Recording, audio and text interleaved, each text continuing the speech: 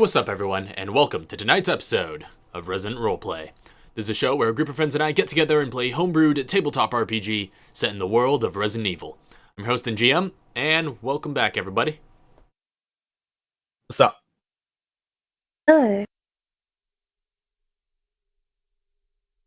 The stream is really behind for me. It probably is. For some reason I'm getting the red light on OBS, so I don't know, maybe my bitrate's been all over the place. Oh no, Roxanne. What? You don't gotta turn on the red light. Sure. So Roxanne. So anyway, You don't gotta turn on the red light. few orders of announcements to start with. So for those of you who caught the pre-stream, you probably saw the little preview of the action short that'll be coming out next week. It was supposed to go up yesterday, but unfortunately was not finished quite in time. So we put up a perception video in its place, but that will be coming out next Friday. It was so close. So close. So anybody who was on the stream got to catch an early sneak preview of that. So that's coming up. And also, another point of order, and I mentioned this on the stream earlier this week. In fact, I totally forgot to mention on last week's episode of Resident Roleplay that Resident Evil 3 had just come out right before that episode, the day before that episode, and we totally forgot to talk about it on stream. Yeah, we did live stream it all this past week on hardcore difficulty, and we completed it just yesterday, so that was a huge fun thing. Sad I didn't get to mention on Resident Roleplay, but that was the whole thing. But anyway, I mentioned this while during those streams, but we have a bit of a special event coming up. On May the 5th is actually the 3rd anniversary of the Deneth Chronicle.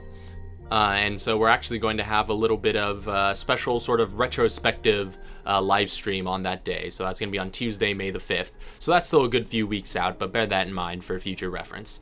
And for those who don't know what the Deneth Chronicle is, that was a sort of fantasy Minecraft machinima web series that we produced back in, well, we produced it over the course of a few years, but it finally released in 2017.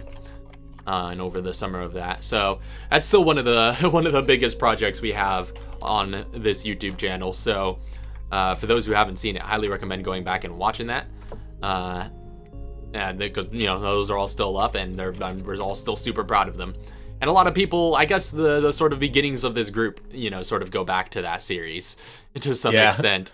So yeah, it was good times. A show that we put a lot of love and passion into. And it's coming up on its 3rd anniversary of the release of the first episode. So we're gonna we're gonna do a little bit of retrospect on that in a special live stream on the day of its anniversary. So I believe that's all we have by way of announcements. Shall we go ahead and get back into things? Sure. I'm missing some things actually. I was clearly severely underprepared for today. Let me make sure. Got everything I need up on my stream, or up on my screen rather. Hopefully the stream's up too, but okay. That would be ideal. That would be. It's a tight ship we run. So previously on Resident Roleplay. In the T-Virus outbreak in the city of San Martinez, Mr. G and his team reunited with Chauncey and his BSAA squad. With this partial party reunion, you found yourselves caught in a conflict between the tyrant militia called the 2%ers, the US Navy, the mercenaries of Red Oracle Solutions, and a top-secret counter-bioterror task force. Leading these factions, you prepared to defend the Kelly Systems Corp office, where many civilians were hunkered down against an impending attack from the 2%ers. Mr. G did recon on their marching forces as the Hells Angels biker gang he called in for reinforcements arrived to bolster your own. As the marching army of tyrants reached the office, you met their forces in combat.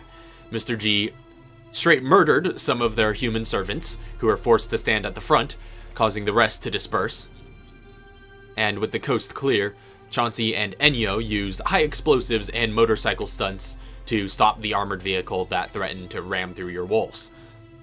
Your forces did battle with the tyrants with the help of government super agent Angelina Yang and the Red Oracle Captain Malik.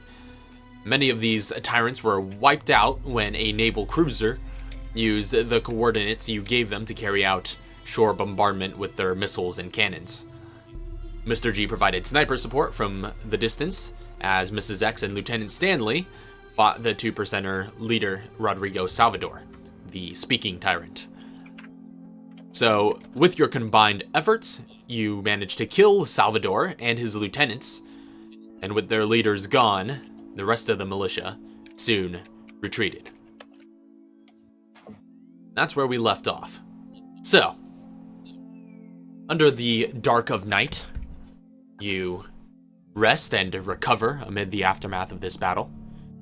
You take in the smell of fire and gasoline and gunpowder, as well as the sight of tyrant and human corpses splattered across the pavement in the streets.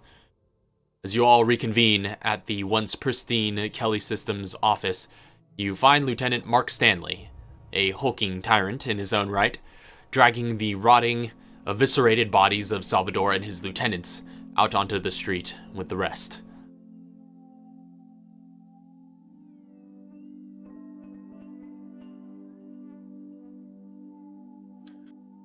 So, I'm still in a building.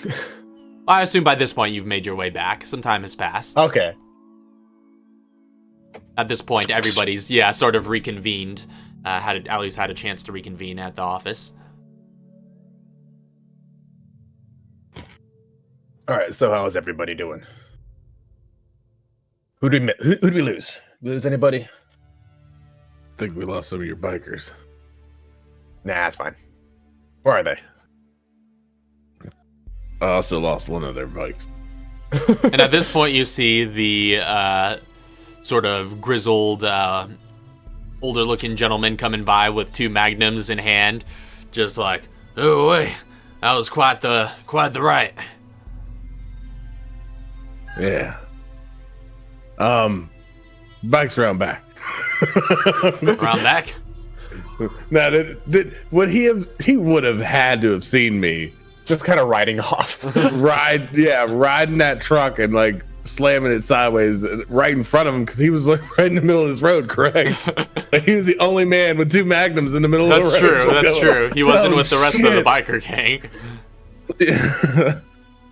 So I retract that statement. I didn't say that. I would have told him, yeah, it was quite a show. I'm glad that I stopped that armored truck from possibly running you over. Sorry for the loss of your bike. And he like goes around and he looks at the bike which had just crashed into the parked vehicle on the road, and he gives it a look over. It's just like, oh man, it's real dinged up. Yeah, but man of your capabilities probably be able to fix that up real nice. And why not some what is it? Battle scars. Got some battle scars. Make You a can tell 'em it was persuasion you check. that was riding. Damn it. I need to stop going in as a salesman and start going as an authority character here. You need to start telling me to tell people what to tell. Or what to Yeah. think. Oh, That's 15. not bad. He might believe it. So he like tucks your 2 magnums into his pants and just like grabs the carcass of his motorcycle and lifts it up, just like, "Arr," and just sort of writes it up, and he's just like, that's not so bad. Nothing a little time in the shop can't fix. Paint right, job's well, the main thing. I'm gonna need those guns back. Payment was payment. Are you gonna pay me for these damages? Sure. I mean, you said they were collateral. Maybe I just keep one of these bad boys. Yeah, maybe not. Those are special, and you're not allowed to leave here with them. Alright, so what sort of compensation am I gonna get for the harm done to my little beauty here? You get to leave with your life today, son. I saved your life by stopping that truck.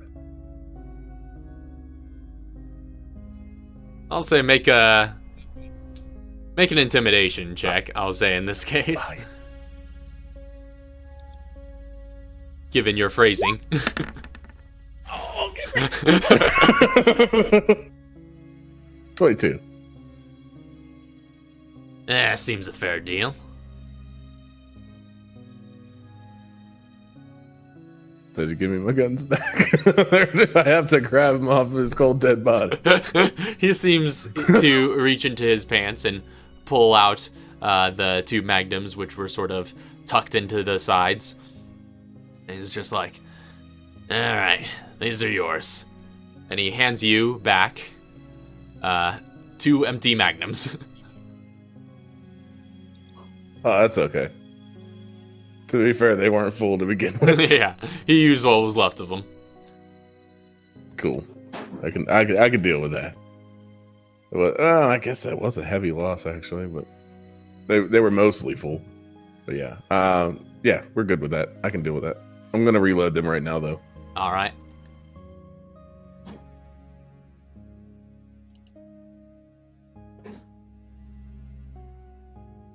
It's at the very least worth the war story. This is gonna go a long way on the streets. Yeah, like I said, it was a rodeo. Yeah, I'll tell you how it was done. I just gave her hell, and this was a pretty quick bike. And she stood straight whenever I stood on her rudder and jumped onto the truck. Oh yeah, atta girl. And you see a bunch of like bikers are just like sort of doing circles around the streets, like victory laps, just like woohoo, yeah, Hell yeah. yeah, just all been tough. Everyone seems just real, despite some of the casualties, which were a little expected. It all just seemed real celebratory in the aftermath, just making a lot of noise. And at this point, the man whose bike you had borrowed sort of goes off and joins the revelry. It's just like, Is his bike still functioning? it actually, yeah, it does. He does fire it up. It's still kicking a little bit. It's a little chuggy, but it is still in working order. He can still ride it. It's but it, there's a couple of pieces that are sort of dragging along with it, but it still works. And he sort of joins along with him. He's just like, well, I'll remember you. You, what was your name again? Me? I'm Captain Clancy. Captain Clancy. Alright. I reach my hand out to shake his hand. I'll be like, but you can call me Chauncey. Yeah, Chauncey. He shakes your hand with a solid grip, and he's like, a man after my own heart, I suppose. I mean, that stunt with the motorcycle was the straight stuff. Yeah. I'm probably gonna feel it in the morning, but I'll do for now. Old man. I am getting old, actually, you piece of shit. Yeah, can't stay young forever. Right on, Chauncey. And he just takes off into the crowd of bikers, joins in their celebration. But you can die young. Don't we all? I don't know. You're gonna die pretty old. Not as old as the guy that I'm after. How old is Walker? Do we know? I'm not worried about Walker. I have someone else in mind that's really old that's gonna eat the bullet one day. Yeah, he's an old man. Yeah, but you, Mr. G, after all the research you've done on Walker, would probably have some idea of how old he is, but I mean, if I can know... Well, here's the thing. Katara worked with him, right? That's true. Directly? Katara did work with him. I don't know if she knows his exact date of birth. But, like, she would know how old he was when she as a general worked. range. So, if she knows, like, if he was in his 30s when he was in Umbrella or something like that, I can kind of deduce how old he would be now. Oh, yeah. Well, I mean, but with you would know more precise information, is what I'm saying. You would, like, you have, like, his public dossier, yeah, and all that. From all the work you were doing, all the intelligence work from before. No, I'm just curious. How old is he? He is exactly 47 years old. Oh, when was his birthday? It was in 62. I could get a more precise date in a moment, if you would I like don't need it. it now, but I can get it after this. Okay. After the game.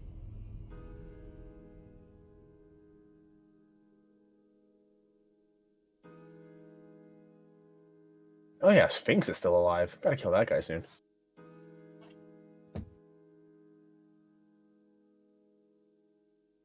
All right, so now that the 1%ers are dead, we're gonna have to get on the horn to the U.S. Army, let them know that you can start evacuating citizens.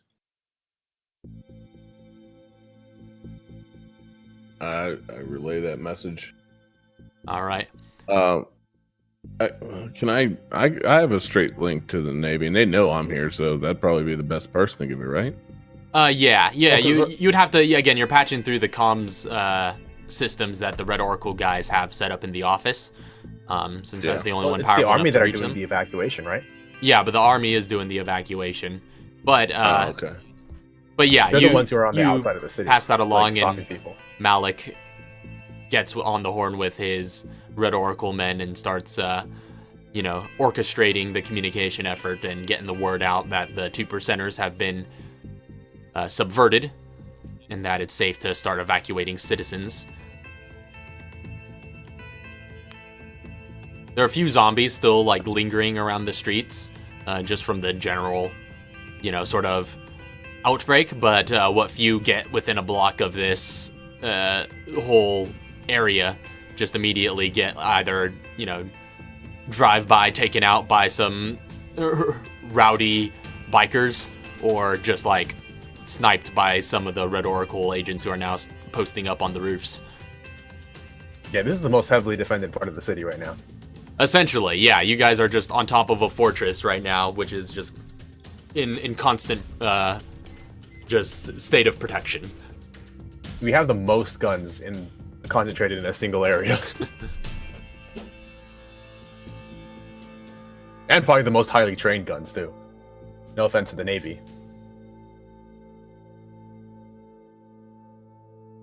Speaking of the Navy, so yeah, we do need to get on the horn to the Navy, too, just to tell them what happened to the guy we're supposed to be chasing after. Mm-hmm. And as you all, like, make your way into the office building, you find, let's see who all was in the office. There was, Enyo was in there, and Mrs. X, and Lieutenant Stanley just huddled in the main bullpen area, sort of hanging around with the various citizens that they had protected. Lieutenant Stanley looks quite battered after that battle. He's all cut up and scarred and just covered in blood that is partially his own. How bad is everybody looking after that battle? Everyone's looking, I think some people got pretty banged up. Mrs. X definitely took some pretty heavy hits before healing herself up. How's Enyo looking? Do we have Enyo? He's looking fine. Okay. I'm trying to remember. I'm showing 37 HP, but I don't remember if that's how much I actually had, or if that's because this token is a different token than I had in the fight. I think. Because I don't know if the health tracks between pages.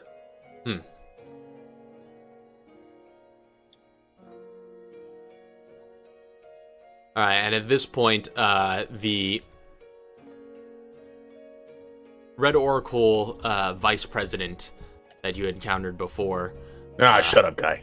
Carter Banks, comes into the room just like, this was a whole mess. How could we? Can't believe we let them get this close. This was a huge risk. It was a huge risk. Oh, no, yeah, you're right. We should have just marched into their territory and fought them there. Yeah, well, that's what we pay y'all for. Kind of looks around at all the mercenaries around him. You pay these mercenaries to keep you safe. You don't pay them to die. You could, though. You could pay them to die. You have to pay them a whole lot more, though. How much are you willing to spend for a man's life? It's at least 3 times as much as what you're paying them. Our mercenaries are compensated very well, thank you very much. Maybe you shouldn't speak of affairs that you know nothing of. You know I hire your people, right? You do. Yeah. And what business are you in, exactly? I'm in the mercenary business. What the hell do you think I'm in? Huh. You're a mercenary yourself, or...? What the hell do I look like? Like, look at this. There's only one, like, soldier position that I could possibly be in, and that is a soldier of fortune. Check this out. I've taken my vest off and I showed that I have another vest underneath made entirely out of $100 bills. He just sort of Fortune. looks taken aback by this. Fortune. Soldier of fortune. Half of this was made in South Africa, the other half was made in Belarus. And he just sort of seems to just like shy away without another word and just like it's like I know off. how much a man's life is worth. You've never even held a weapon in your life. Who are you to say? You don't know me. Does he, like, just looking at his hands, does he look like he's ever held a weapon in his life? Make an insight check. I mean, he doesn't sound like he does, but I'm gonna do a head to toe real quick.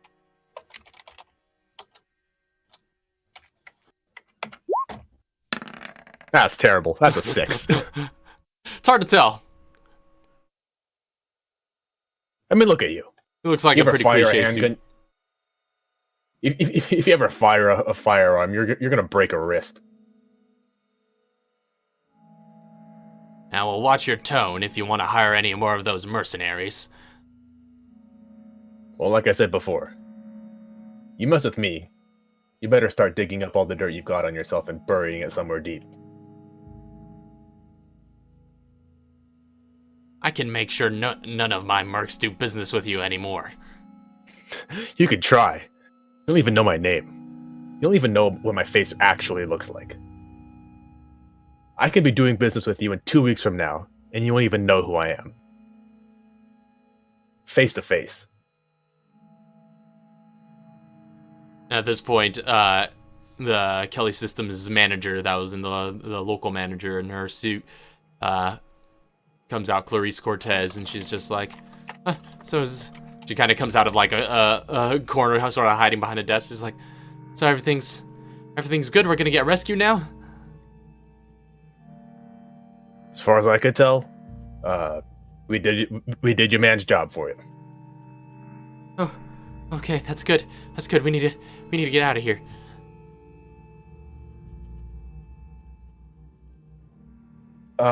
So before we do, I still need to talk to the Navy. Mm-hmm. So you go over Just to the give them a comms quick heads room. up. Yeah.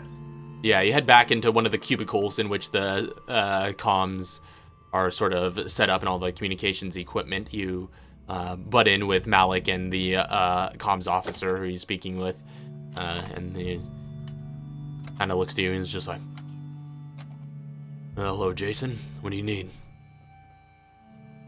Oh, I just need to clean up a couple of loose ends with the Navy. They're looking for one of their crewmen.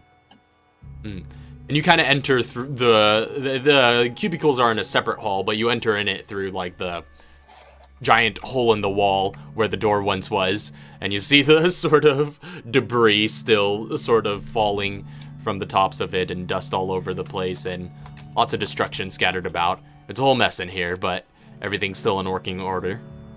Does it look like before the battle? I should say, does it look like a battle happened? like a battle went through here? Essentially, yeah. but it seems fairly contained. There's not like wanton destruction all over the place. You can clearly see that a path was taken, and most of the fighting happened in one place. Like, if you go into the next room, you'll see that the entire wall is gone. Yeah, essentially. Yeah, but if you look to one side, outside of this cubicle, if you look down the hall, you'll just see just holes, just like several holes in walls until the wall of the alleyway that is outside. So you see a dumpster. Yeah, you could just look straight outside from where you're at. But entering into this cubicle, Malik nods to the officer and gives him an order, and the comm is yours to say what you will to the other side. I'm just gonna call up the what's the dude there? Sylvester Denton. All right. So you mentioned that to the communications officer on the other side. He makes sure the commander comes in to continue communications with you, and he's just like, "This is Commander Denton." So really quick, so James Mosley is the guy that we were supposed to report on.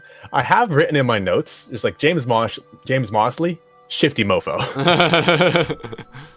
That's how I have him written in my notes. So just calling him up and be like, "All right, I got some word on James Mosley." All right, let's hear it. So we ended up getting the hard drive off your boy, but Tyrants got to him first. He's dead. Unfortunate. Yeah, I'm not gonna be able to question him about his side of the story, but I don't think you need to. So you never found out why he did what he did, taking your hard drive and running off like that? That's pretty clear. And the manifold got to him first, probably years ago. It just doesn't make any sense to me. You'd be surprised. I'm half prepared to assume that the manifolds got you in their pocket as well.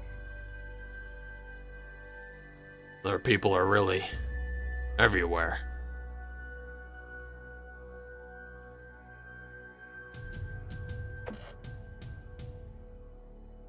All right, we'll write a report. You don't happen to have his body, do you? Unfortunately, I think you took care of that with the shelling.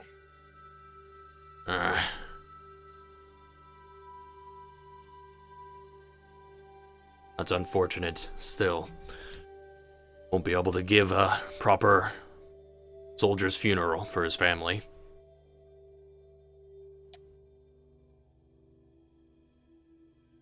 Assuming his family still survived this whole ordeal as well.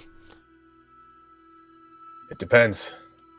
If the manifold hears how he went out, his family might already be dead.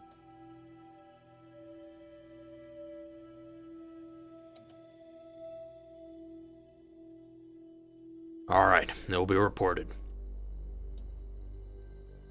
So what's the next steps up there? Looking around, it's like, I think they're starting to evacuate. I think the army's on their way to start sending in choppers to evacuate all the citizens. Well, that's good. Well, our naval forces will remain along the shore, and we'll make sure they have some assistance with the cleanup in this city. There's a couple of tyrants left just wandering around as far as I can see, but most of it's just going to be small-time zombies, lickers, maybe some hunters. Should be able to take care of them fairly easily. Standard munitions. Yeah, rolling in with the army, if there are no more BSAA enforcements, should be able to take care of all the BOWs eventually. Tyrants, on the other hand, are going to be a little more difficult. If they're hostile, we can try and take them out one at a time, but otherwise, we'll see what all the doctors think when they get their hands on this city and see if they could come up with some sort of solution. I know Lieutenant Stanley is eager to return to his former self. Well, if the tyrants are able to understand it, if the tyrants are able to understand, and you want to take care of this peacefully, just let them know If they don't comply, you'll send the man on the rooftops after them. Man on the They'll know what rooftops, it huh? means. They'll know what it means. Alright, I'll keep that in mind.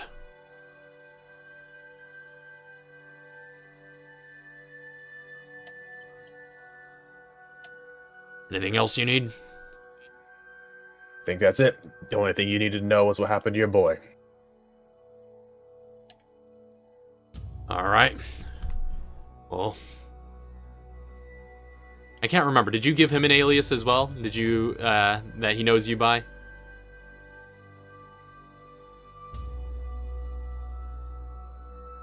Probably. I don't think I used Mr. G with him. Yeah. And he's just like, alright, Jason. Well, you've been a pain in my butt. And this whole situation went sideways quick. But at least we're on the winning side of the battle here in this city. So, I'm sure you understand. I wouldn't mind if I never saw you again. Understand that if you ever do see me again, it's because things are going sideways. Probably. I am not here to do war peacefully. I'm a harbinger. I'm a bad omen. You don't ever want to see me again. Yeah, you CIA types always bring the worst of all these situations. I just wish we could have done more to help Ensign Mosley. He was a good kid, with a bright future. I'm sure it was, but everyone's got a price.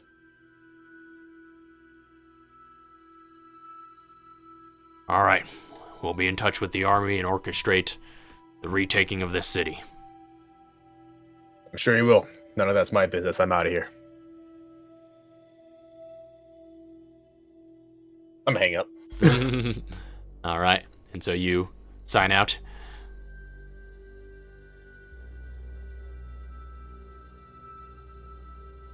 Anybody else doing anything around this area?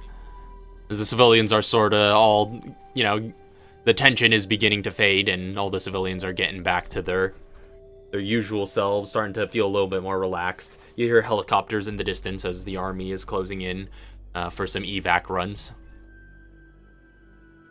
Some of the Red Oracle mercenaries, the gunners are still posted up on the roofs. And they're, taking shots at zombies here and there, keeping the area clear, along with the bikers who are cleaning up the streets on their way out and having as much fun as they can. But some of the other mercenaries who aren't on other tasks begin sort of taking more, at Malik's command, more sort of basically like policing roles, right? Acting as guides, showing all the civilians where to go in an orderly fashion to get to the roof, where they have space for the helicopters to land. Standard bodyguarding stuff. Basically, yeah, it's all, they have a routine for it, you could Escorting. tell. Yeah, escort mission type things that these mercs are usually used to doing. They begin enacting the routines, and Malik just commands them flawlessly.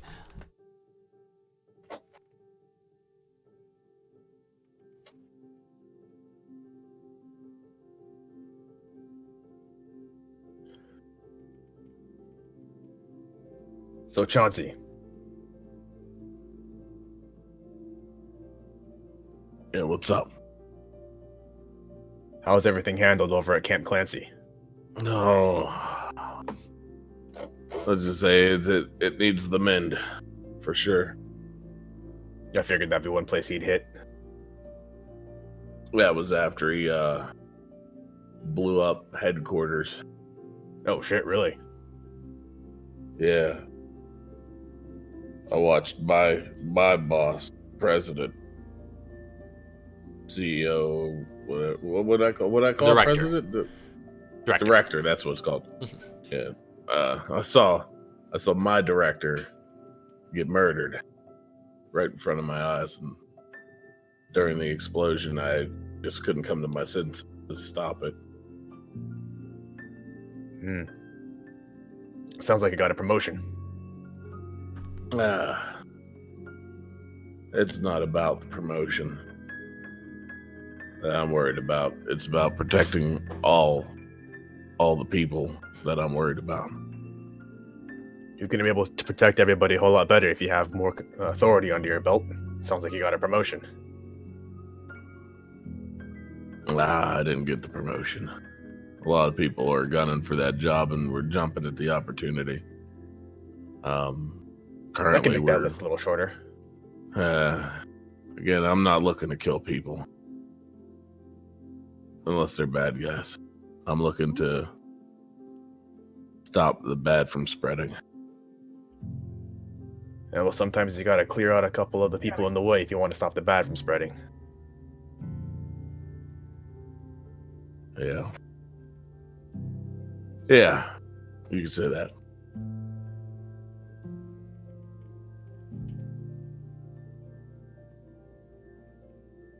I don't know. You can kind of see if you really look at me, you kind of see I'm coming down from like an emotional roller coaster of this last battle of seeing the innocents getting like slain almost. Even though I knew it was going to happen, it's still taking its toll. But also having the roller coaster ride of still being the last action hero. You know what I mean? So you were just like see that emotion of almost like a roller coaster in his eyes. You could see it.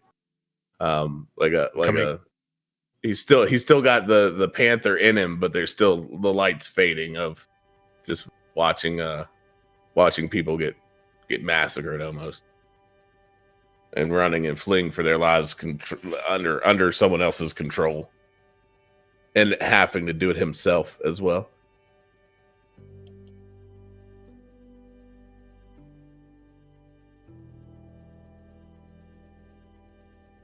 But I don't state this. You can see it though. It's a plain expression on his face. Yeah. Well, you know who to call if you ever need somebody to clean up, do the hard work. Yeah, I appreciate it. That probably won't be very far. Things are heating up. Might have to stick to close proximities at this point. Yeah, it's just where they're gonna be next. We're always 2 steps behind them. Well, let's see. We need to get ahead of them. They hit Katara's place. They hit your place. I guess they technically also hit Kevin's place. Next thing I think we need to assume is they're going to hit my place. I don't know which one, but one of them.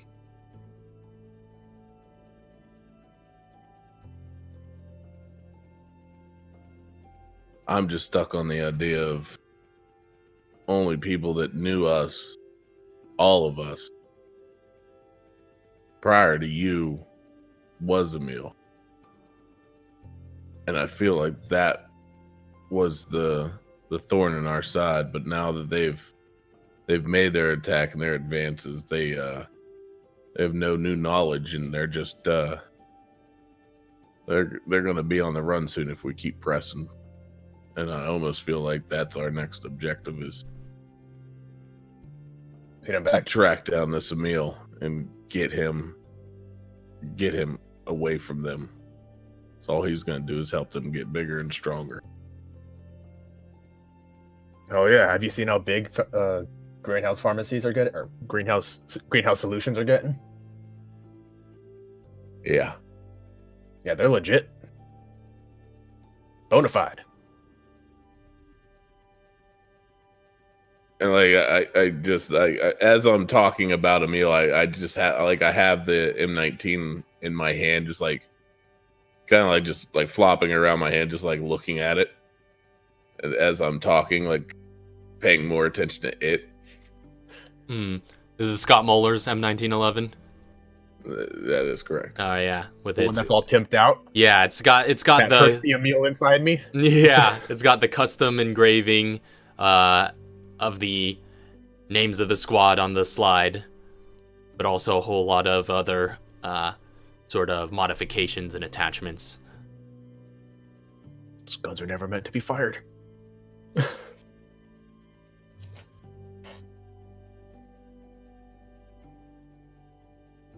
At this point, after a lot of the civilians have kind of funneled out, Angelina Yang finally steps foot back inside the office with the Omega Hunter companion by her side.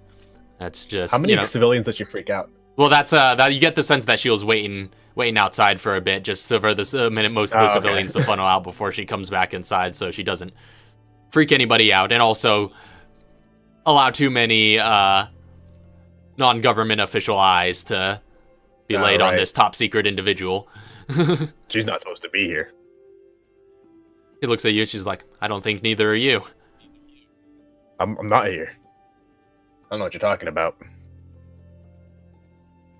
This hunter just like sort of takes its lumbering steps up towards you guys, all spattered in blood of it on itself as well from some of the kills it netted back in that battle, and it just flops onto the floor. And you never seen like a hunter just sit down before, but it just sits down.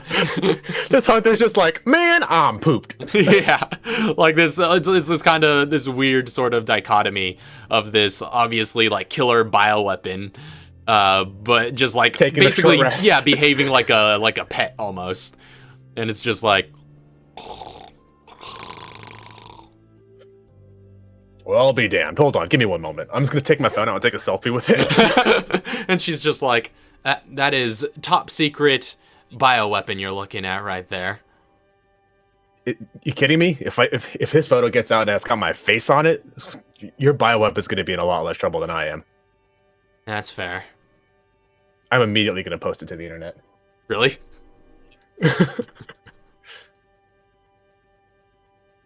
Probably. Let's find out. Evens, I do. That's going. I'm just like, you kidding me? Like basically like texting as I'm saying. It's like, yeah, like, don't worry. I'm gonna get in a lot more trouble than you if this goes out. And what, you're just putting it up on social media? I've got like it's probably gonna go up on some of the forums that I like ghost run that I've been using to backtalk. So it's Walker. like it's leaking basically. It's good. So you know what it's gonna be. The forums that I use to like shit on Walker, I'm gonna post it there and just be like, as like a regular ass civilian, like basically, anonymous post, untraceable account, but like it's like, check out this Walker that the Manifold just tried to send at South California.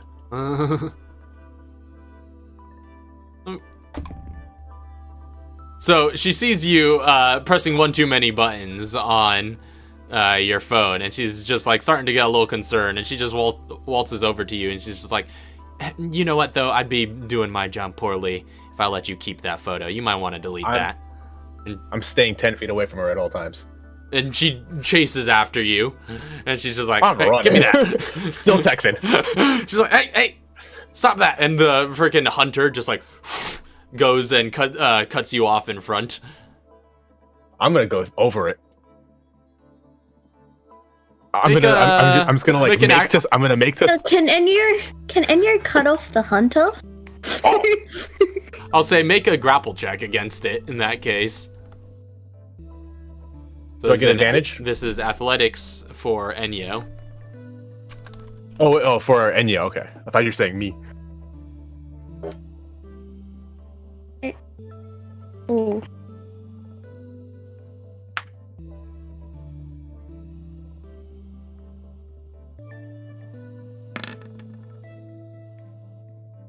Team.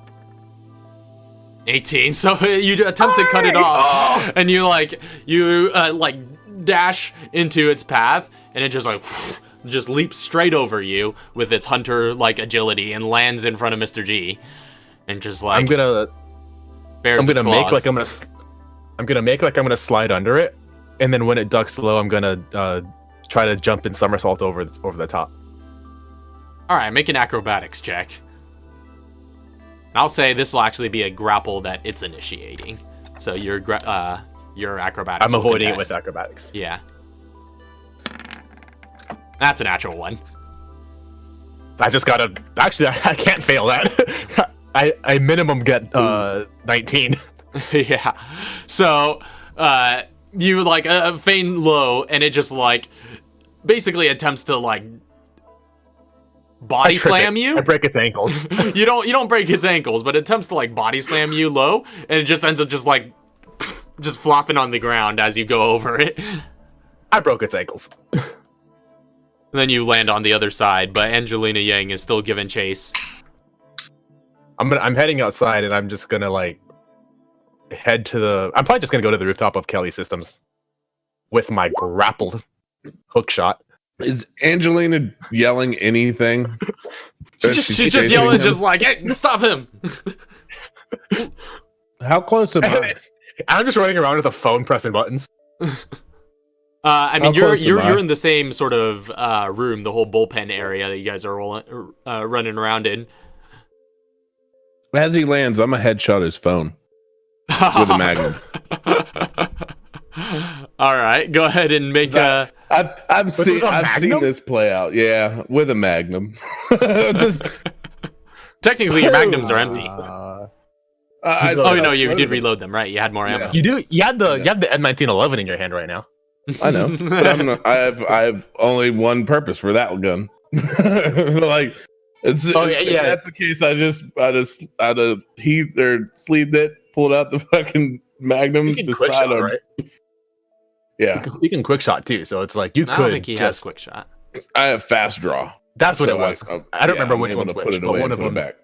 Yeah, one of them he can draw and shoot, right? Mm-hmm. Well, that's just switching weapons So- faster. Yeah, which because normally you can only.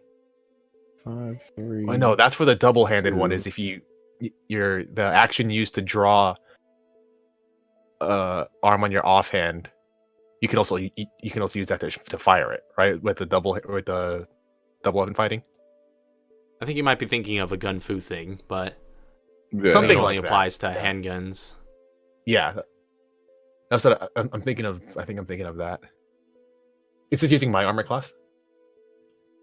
'Cause he's firing at Sure, something in the yeah, building. yeah. I'll say yeah. It's a targeted attack against your armor class. So using headshot to make it a targeted attack. If he misses, does it hit me?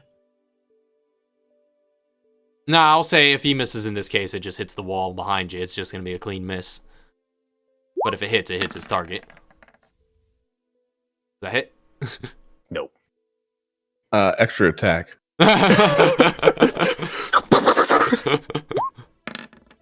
No. Action surge. Extra attack. you did not use the action surge. This is true.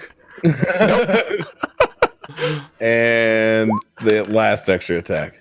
Damn! Hell no! I just spilled 4 bullets. I am hitting him with these bullets. 4 magnum rounds. 4 magnum rounds go off. Mark off 4 Like, I'm magnum dodging rounds. and I'm as you're just actively like, dodging and weaving this. yeah, and Mr. G is They're all just like, tagging your back. You're like, oh shit.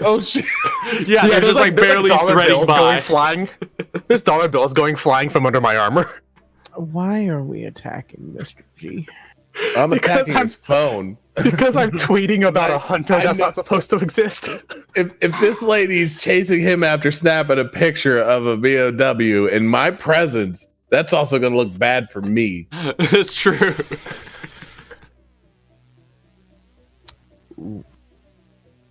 I also yell as I shoot all 4 shots.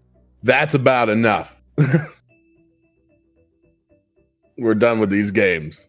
And if you feel all 4 tags into your back, they're just like ooh ooh ooh, but they're not piercing anything. They're pinging Yeah, off you. It made me lose like $100 worth of. Can he Money make like vest. a stumble feature? He just got hit with 4 bullets. They may not have done any damage, but at least the rocking power of 4 magnums fucking pushing you around. Maybe he drops the phone or something. I'll say, make It's a lot of shots. Yeah. I'll say, Mr. G, make a wisdom Ability saving throw. I got it. Oh damn. Make a wisdom saving throw, given how close these shots were, just to see if you know how you react, essentially.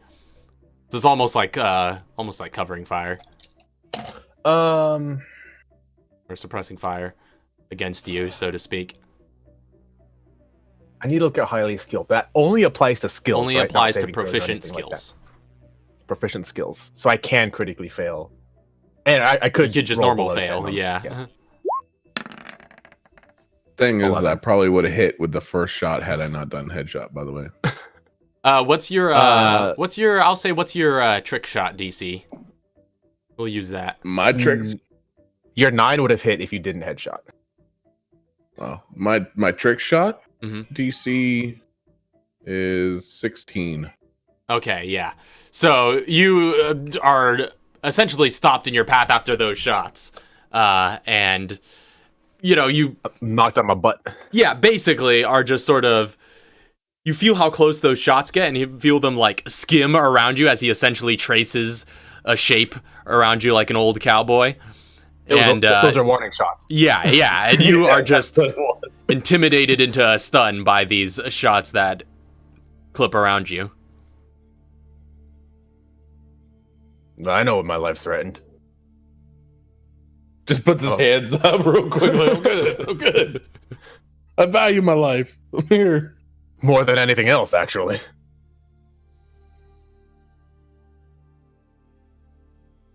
Or as I say, that's about enough. Next shot's actually aiming for you. Because I'm pretty sure if one of those hit you, you're rocked. If one of those hit me, I might die. Exactly. That's what I mean. Like, you're rocked. It was like 2d12 on a Magnum.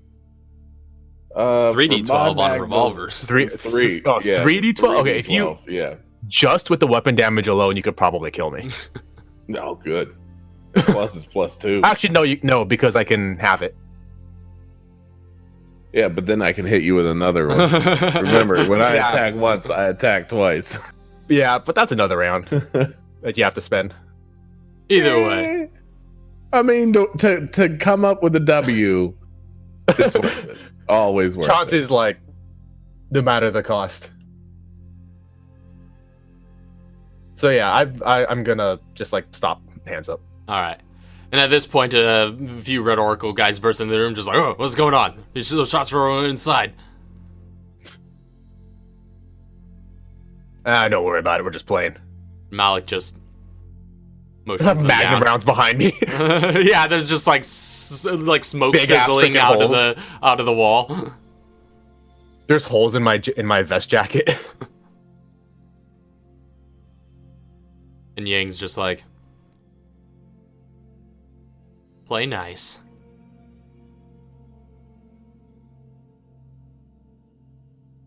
You going to delete that photo? Photo's already deleted. Let me see. I'll show her the phone. Is it deleted? Let's find out. Dude, it's deleted. As this conversation is happening, I'm reloading uneven. my Magnum. All right. Uneven, just deleted. All right. It's It's gone. just like, okay, good.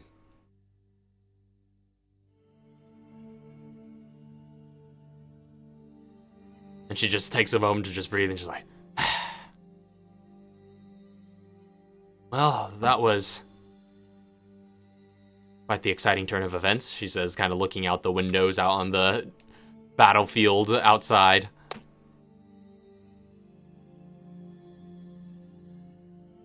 Only lit up at this point by the street lamps and the flames that remain from the bombardment.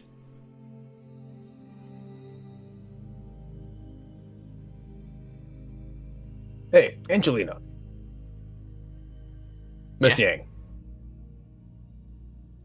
Well, first of all, do you want me to call you anything different? Doesn't matter. Fair enough. We're not having this conversation anyways. Let's see, how do I put this? I have a client. The only reason I know who you are is because this client's put me on your case. What client is that? I can't tell you. Assassin client privilege, you know how it is. Sure. But you're a G-man, aren't you? I am a Talking G-man. someone in our hierarchy? There was a certain circle that overlaps. Alright, I won't ask too many questions. The point is,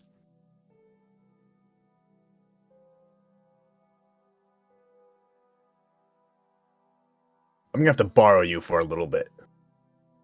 And what do you mean, borrow me? Well, the client has asked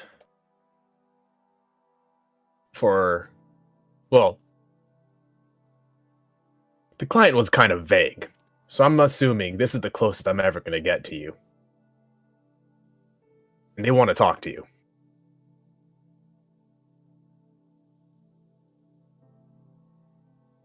May I really can't ask who they are before I make a decision, huh? Absolutely not. Do they want to speak to me? Yes, they do.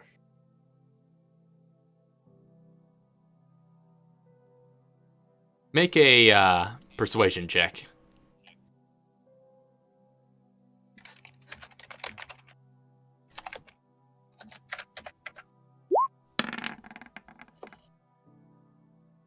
That is a 16. Alright. She just sort of looks around. Because I'm highly skilled. She seems, she recognizes how shifty you are. She looks around to the others, around to Chauncey. And just like, as long as we're meeting on neutral ground and I can be assured of my security. Sure, you can pick the time, you can pick the place.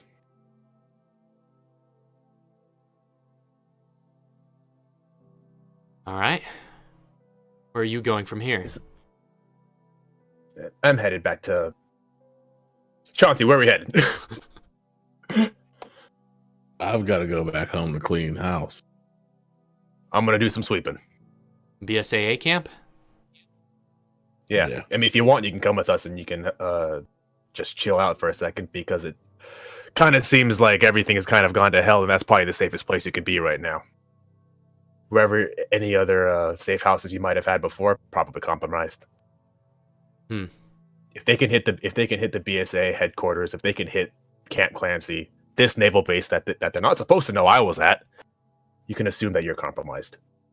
I have at least one cabin I'm sure they don't know about, but I see your point. That's what I thought. Alright, BSAA sounds like fair neutral ground. I might accompany you there.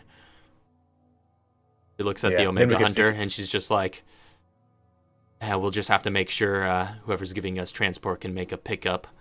And she looks at the Hunter and just sort of waves it away with a sort of command, just like, get back to your crate.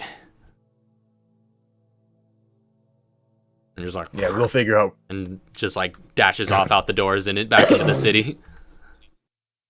We'll figure Don't out. worry.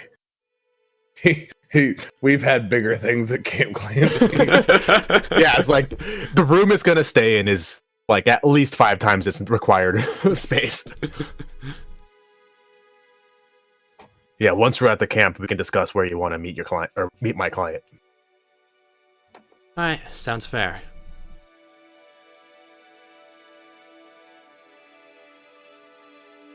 Well, I'm ready to go whenever you are.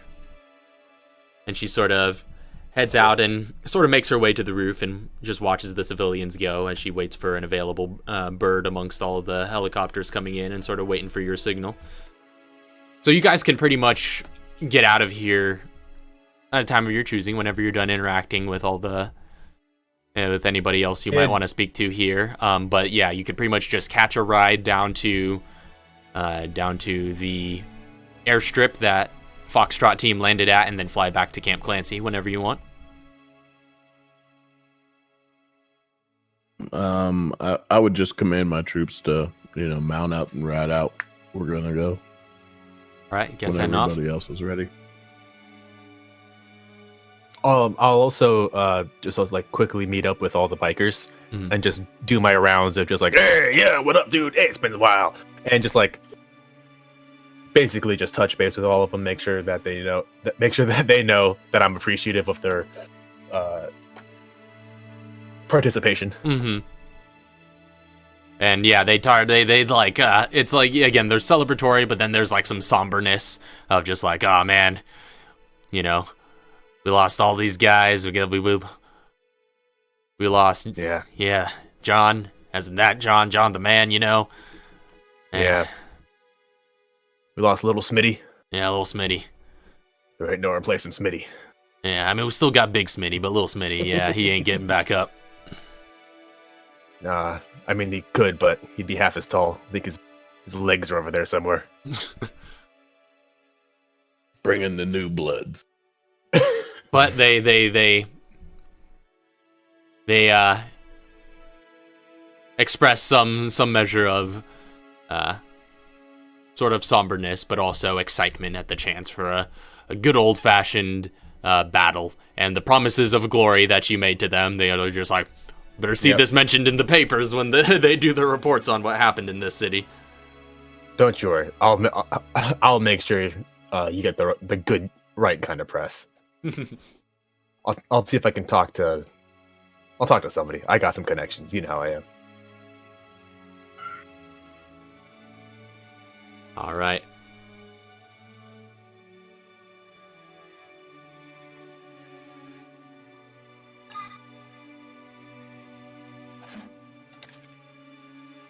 Anything else you guys want to do?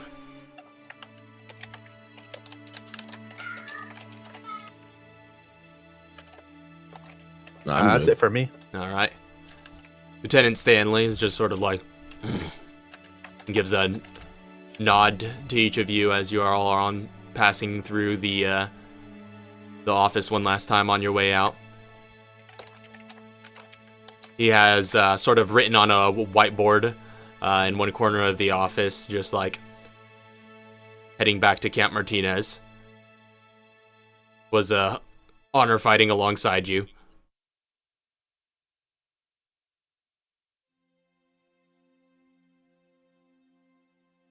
What's that? Say that again? Oh, he just has sort of written on the whiteboard, just like heading back to Camp Martinez was an honor fighting alongside you. Oh, okay. Along with as well, just like hopefully, if ever you see me again, I won't look like this. I kind of hope he stays that way. You just need to teach him how to speak.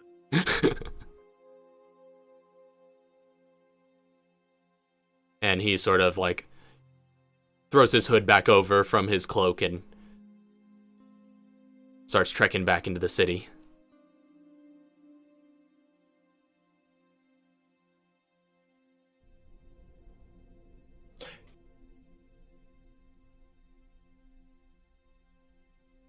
I'll find him if I need to talk to him.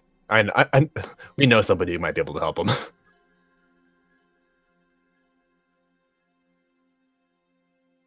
Disappears down a manhole at one point because, yeah, as you guys found out, that's a bit safer than walking the streets, and plus that path's a little cleared. He probably also knows the route better. So we taking this robot with us? Where else are we gonna leave it?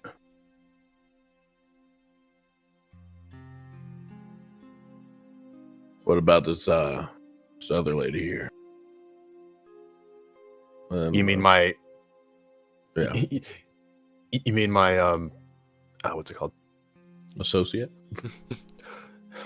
No, I can't believe I forgot what that word is called. I'm thinking like employee, but no, when you're both employees. Coworker. Yeah. Something like that. No, there's a better word for coworker. Sure. Teammate. Peer. Associate. Peer. I've got nothing better to do. Mutual. Mr. G, you hear like a beep beep as a little light lights up on your wristwatch. Oh, sorry, I gotta take this.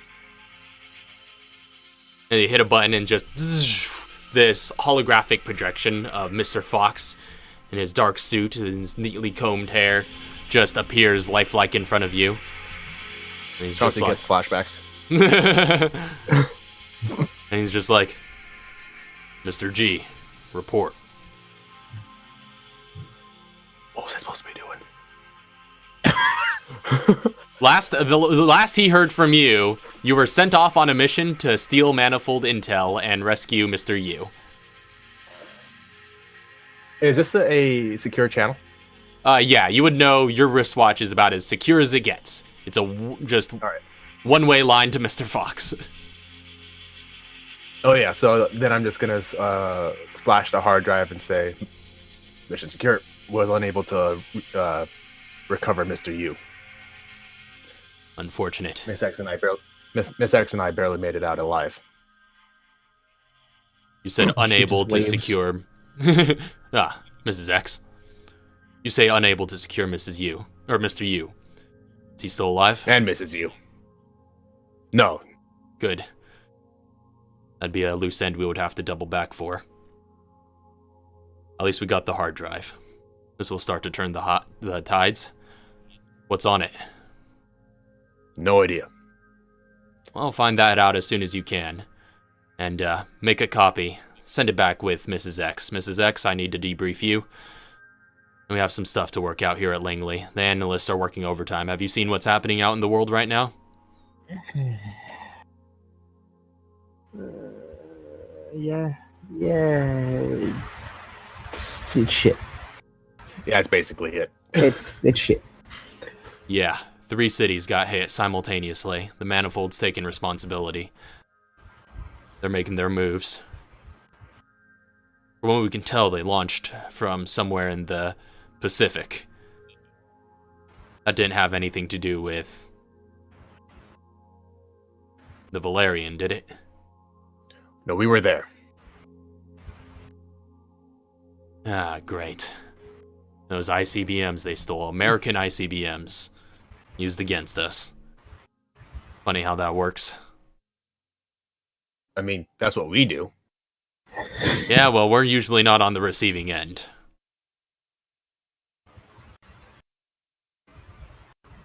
We're gonna have to start getting used to it. This guy's taking place right out of our playbook. Yeah. Helps that he's got a hacker on his side that we cannot seem to pin down. But hopefully that intel will give us a leg up. I'm working on it. Mr. G, your mission remains the same. Finish the job. Use that intel to hunt down and kill the Manifold leadership. Right now our only known targets are Elliot Walker and Sphinx, but I'm sure they have others among their ranks.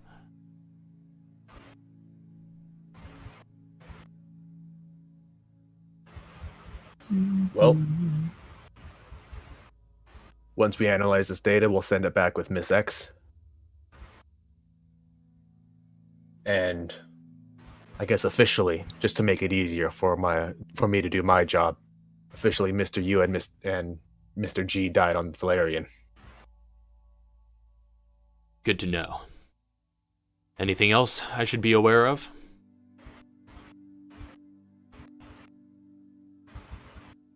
That seems about it. He just says, well, I do have one glaring question, though. What in the world is that? And he points over your shoulder to Enyo. We'll let you know when we figure that out. Where did That's you a find buddy. It's Enyo. Enyo? It talks? Yeah, that's a buddy we picked up. Picked Yeah. up. Yeah. Picked up where? I have a machine designed by Elliot Walker. It's a little busted.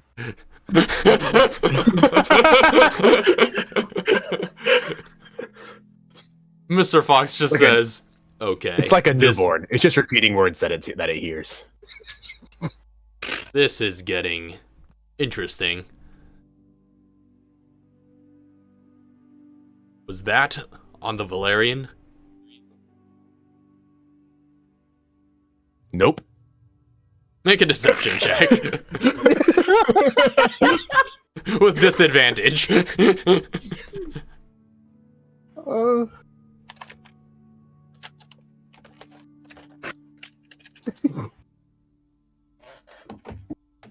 me see. So if this still works.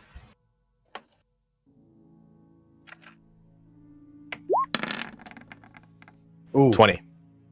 Oh, 20. Still. Those are double twos. That sucks.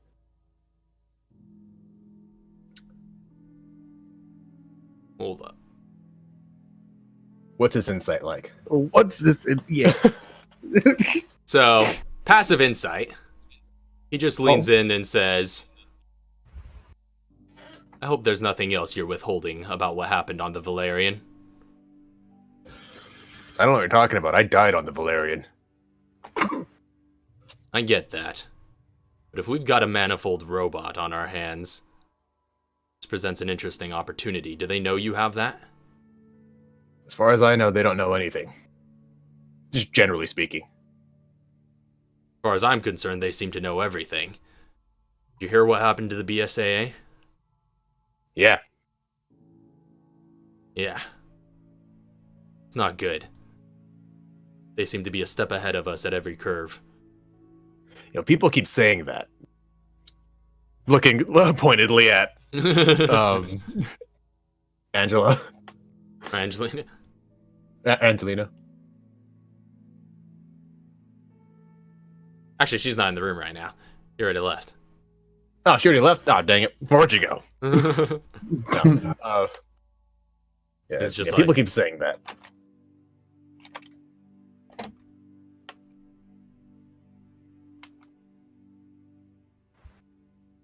And so you're certain there's nothing else on the Valerian worth mentioning?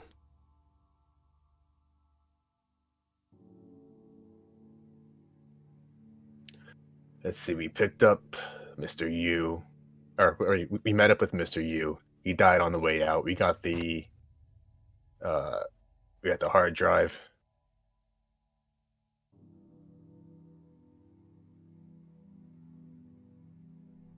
We might have found a robot, but that was about it. Alright. What sort of enemies are we looking at? In terms of Well, viruses or anything? Do you have any ideas of those?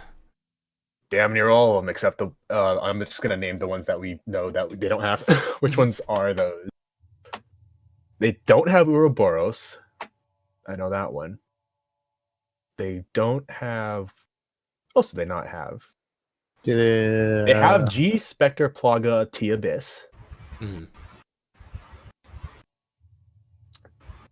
He Oh says, yeah, they don't have. and he just points out, he's just like, I'm assuming there were more intelligent creatures aboard the Valerian that they were able to take it with. Lots of Plaga. Plaga. Figures. T. Veronica. They don't have T Veronica.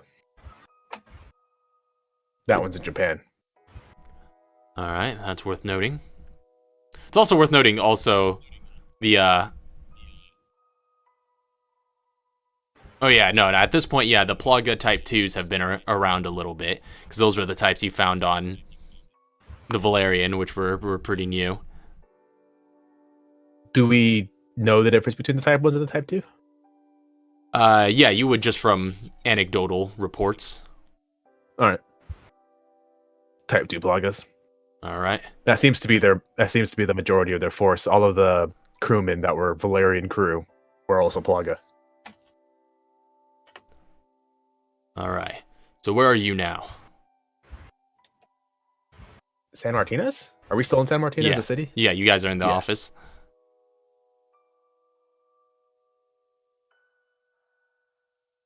Because remember, the base was San Martinez, but where we are now is still San Martinez. Yeah. Well, it was, Okay, yeah. yeah, I think the Navy base was Naval Base Martinez, yeah. But the city is San Martinez. Yeah, but yeah, so we're still in the same city. Mhm. So yeah, we're in San Martinez. San Martinez. That's one of the cities that got hit. Yeah. So have you been I in mean, the thick of things? Yeah, we had to do a little firefighting, but that Nothing too bad. Yeah. I mean, I know you had to deploy there, but I was hoping you'd had gotten back from before the missile struck. I guess that timing wasn't to work if you had seen the missiles launch. No, we saw the missiles launched. Everything was blown to hell by the time we got back.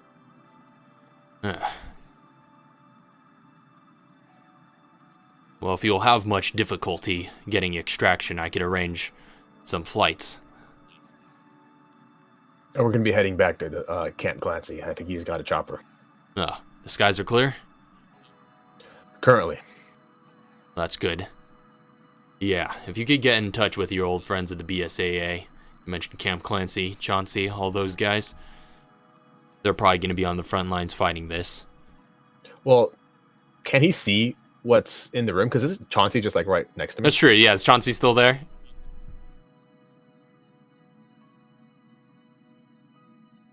I assume he would be. It's just like... Peanut? Alright. I didn't leave the room, I don't. Mm-hmm. Probably just see him in the background. Yeah, and he's just like, stay close with them, as you did on some of those prior missions. Seem to have, seem to make good progress that way. Yeah, I'm assuming I'm just walking around getting frustrated at holograms. Every time I see him, I end up slapping something.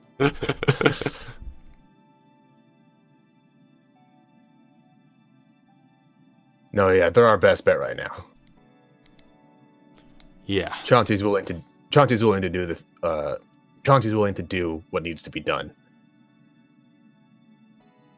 Good. We're gonna need a lot of that right now. Keep in touch. I will as much as I can for a dead man. Just zzz, the hologram fades.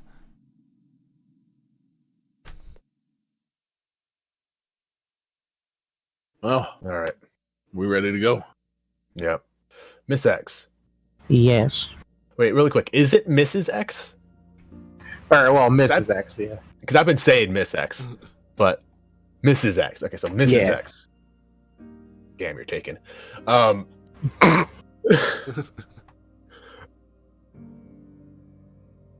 Yeah, so you'll be good to take out the intel back to the headquarters. Yeah, unfortunately. Wanted to chill for a little bit, but I guess I gotta get back and have them Well, he said to do whatever. make a copy of the intel and send it with her. Okay. We'll I was still gonna- need an opportunity to do that. Well, I mean, we're not. She's not leaving yet, is she? That depends on what are you guys gonna do. Well, okay, so I'm gonna ask her really quick, just like when you get back. You remember what happened on the Valerian, right?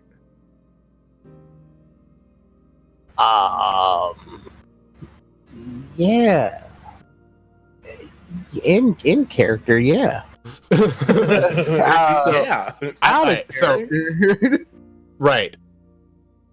So, just because I can voice this, G is trying to figure out if she knows who Aiden is. Oh yeah, no, I wouldn't think so. No, No, yeah. That wasn't no. that wouldn't have be on her radar. All right. Did you say Aiden? Like, do I hear it?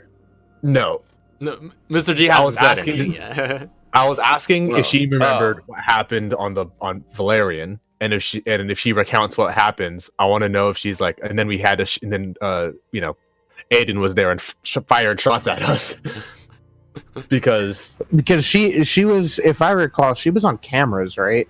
Or like, Oh, did that's she true. see She wasn't in anything? that fight. She would have seen the fight, but she wasn't a part of it.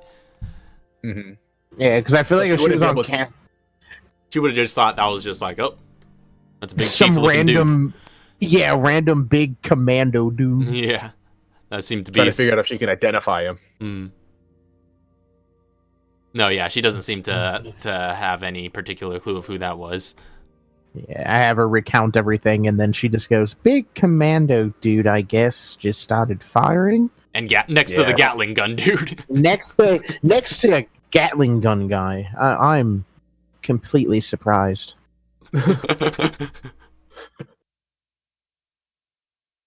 There's 3 of them, right? There's 3 like general types. Well, yeah, there were sort of 3 sort of chiefs. There was Aiden, the Gatling gun guy, and Mr. U, who was an undercover. Right, chief. Mr. U was our guy. Yeah. He was undercover chief.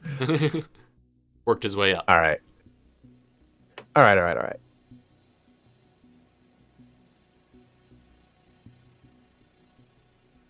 Yeah, Mr. G is just trying to hold all the cards. Mm-hmm.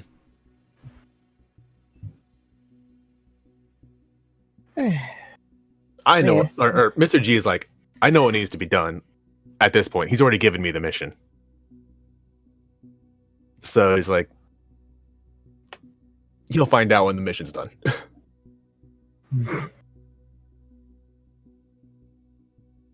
Okay. Does Mr. G know who Aiden is? He does. Are you gonna like voice that at all? About At the some events point. that took over? At some point. I did tell somebody. Who did I tell? I don't know if you did. Or was it that just Lauren freaking out in the Discord chat? Maybe it was, yeah. No, I don't think anybody but Mr. G really knows so far. But anyway, so what's your next course of Does action? Enyo know? That's a good question. Does Enyo know who Aiden is? She knows who Walker is. Well, from what you've been able to tell so far, Enyo doesn't seem to know much of the Manifold outside of Walker. Right? Like, she wasn't able to provide you with any supplemental data of their plans and schemes and whatnot when you showed her the plans. Yeah, she's like a little baby, just repeating words she's heard. Well, like I not said, gonna she's like it. busted. she's a little not busted. gonna like life here soon. There's gonna be a lot of poking My and prodding. systems are fully functional.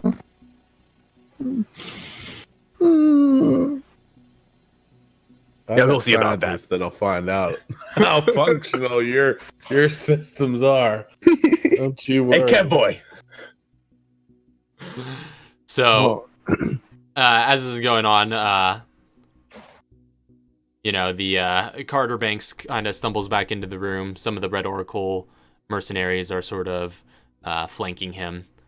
Malik approaches and he's just sort of like, all right, all our civilians are out. The army's going to be making some sweeps throughout the city, trying to find more civilians to rescue, taking out the infected. Population is smaller than Raccoon City, so it seems drastic measures won't be required.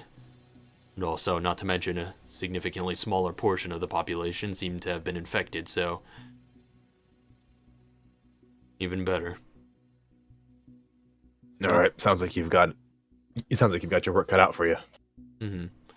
And Banks is just like, yes. So you continue with your mission. You keep with those Kelly Systems folks and make sure they're well and protected. There's a very high priority client. They have served us well in the past. Of course, sir. You need to stop micromanaging, little man. And he just flips you off and just like walks away.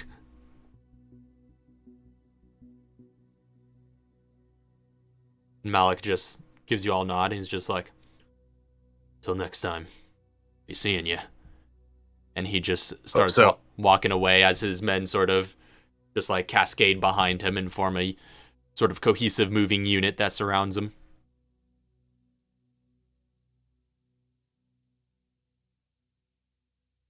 Let's get the hell out of here. Yeah, let's go.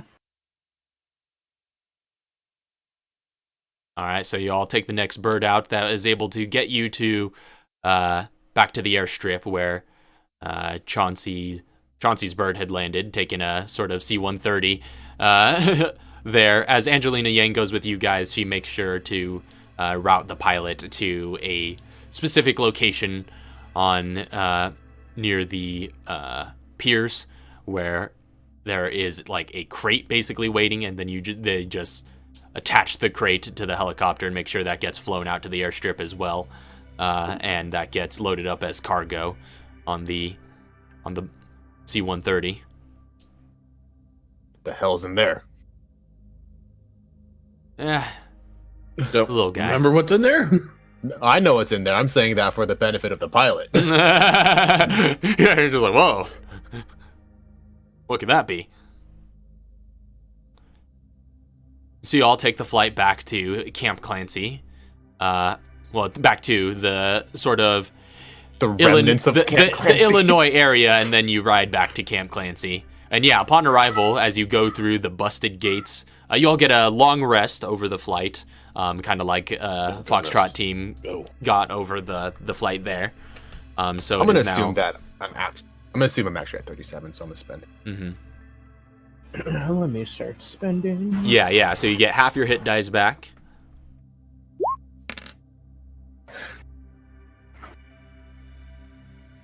I need 9 more. Okay, let's do spending. I'm just gonna wait until I need heals. I'm not rolling my dice. You guys need me enough that you'll heal me. That's what I look at. Because the last 2 times I did hit dice, I rolled like 1s and 2s. Well, you get half of them back. That's true. know. So if any would go to waste, then they might be worth using. But Like, I was already at half because I spent 6 of them. Okay, so you previous would time. just be right back up to full. I'm up at full now. Mm-hmm. Just letting you know, having full hit dice is actually not beneficial to you. The only time you can spend them is during rests, anyways. Yeah. I don't expect to get attacked at my home place, so I might get another full rest in there, and I'll roll another couple die. All right. But actually, yeah, you know what? Yeah, I guess you're right. I have bigger plans. I'll roll my hit dice as well. 13. But yeah, as you guys roll back into Camp Clancy with the convoy of vehicles driving back, mostly personal vehicles, since I don't think you guys haven't invested in any research for armored vehicles. I think. I mean, I got the Betty, Well, so that's I'm okay. that's technically a personal vehicle as well. So That's all the vehicle I need.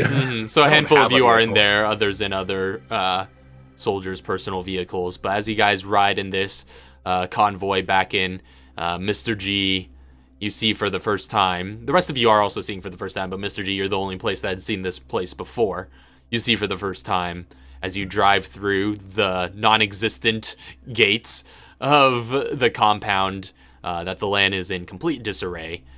There are just the fields which previously held the vineyards are just smoldering, and you see the building up ahead of you is in a little bit of a state of disrepair, but you see, various carpenters and construction workers and whatnot who have been hired to go to work and begin the repairs that are sort of being directed by some of the staff there.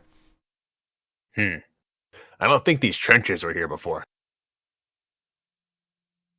Ah, man, this reminds me of some bases over in Afghan. What happened here? Oh, we've seen better days. We've definitely seen better days. Yeah, you could say that again. Yeah, you remember when Camp Clancy had an east wall? Yeah. I remember when we had AA guns as well. No. No, you Yes. can't be serious. No. Yeah, you guys must have got hit hard. Let's say we may have made some poor decisions, but some good decisions in the long run. But yeah, we were hit pretty hard. We had a total of 6 tyrants and an army of zombies. Looks like it. Yeah, we're still cleaning up. Hmm. Luckily, nobody here can seem to shoot or hit anything, so it was all me scaring everybody away at the end of everything. I just did my mighty lion roar at the end and scared everything away. I'm half gonna believe you. Oh, you better believe it.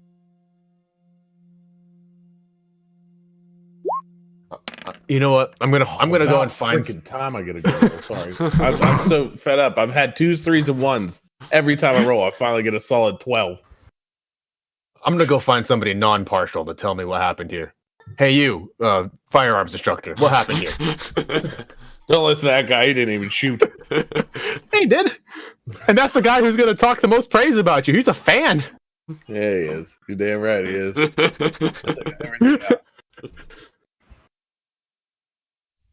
It's like, what the hell happened here? Oh, dude, Chauncey just killed everything. It was practically all Chauncey. I was huffing and puffing. Everything was dead.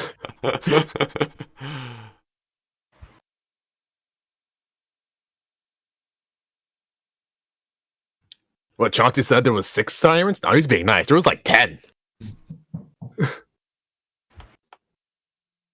There's still And walkers. bodies laying around. You can count them. We aren't cleaning up. They're not all We are swept away fixing yet. first. Straggling, the stragglers. They're popping them in the head, just making sure that the heads explode. Mhm. Don't you gotta throw them all into the pit at some point? Pit of despair? Yeah, that's right. I did say I was going to do something to the pit, didn't I? Well, the I tyrants let are gonna all come the- back up. I let all the zombies down. No, The I think pit. you did mention that you were going to be disposing of them, but Yeah. so everything. You gotta burn them all at the pit. Yeah. Angelina's just sort of looking around, taking everything in. She's just like, oh man. Never thought the BSAA themselves would get hit this hard. Yeah, and we're just the camp. They've already hit the headquarters. It is a bad situation. Seems like they're Indeed. declaring war. Oh, that's the good part, though. When they declare war, that means I'm allowed to kill them.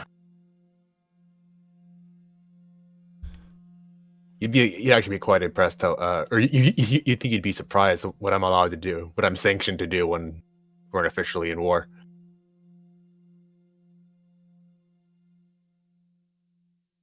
Yeah, but I have a little less people on my back when we're at war.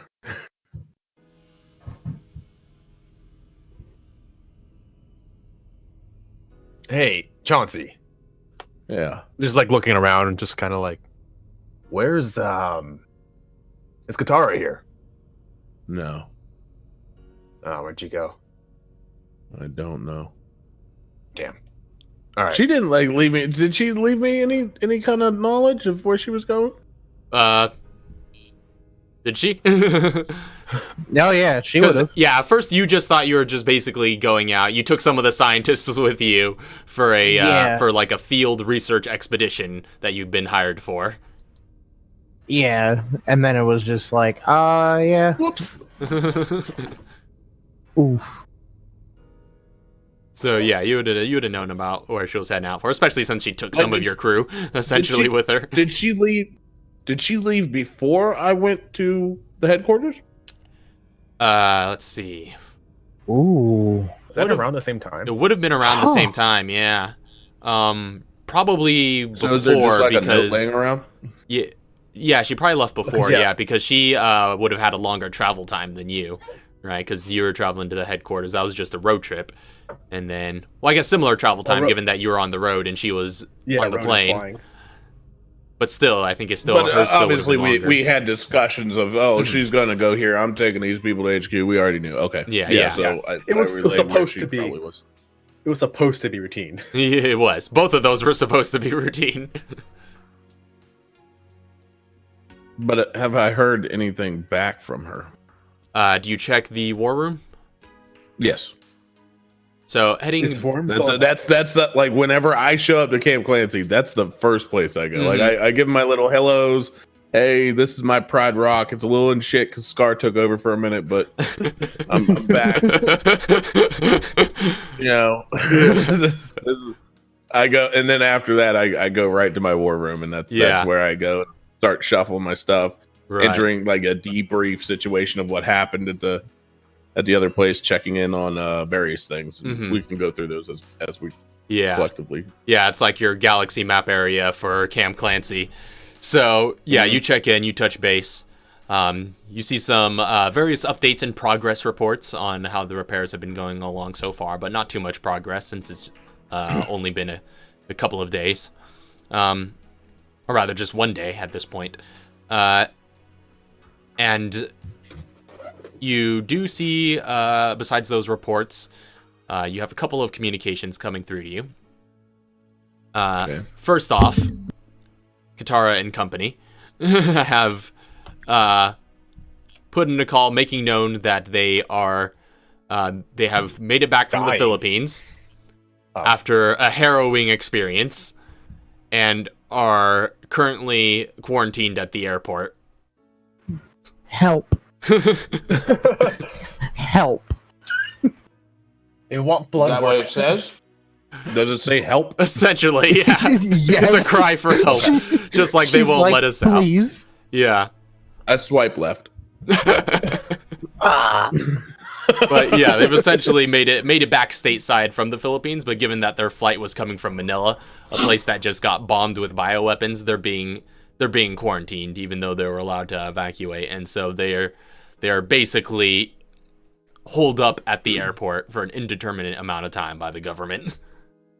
They're just like they're trying to do tests and swabs, and like that's not going to happen. Essentially, yeah.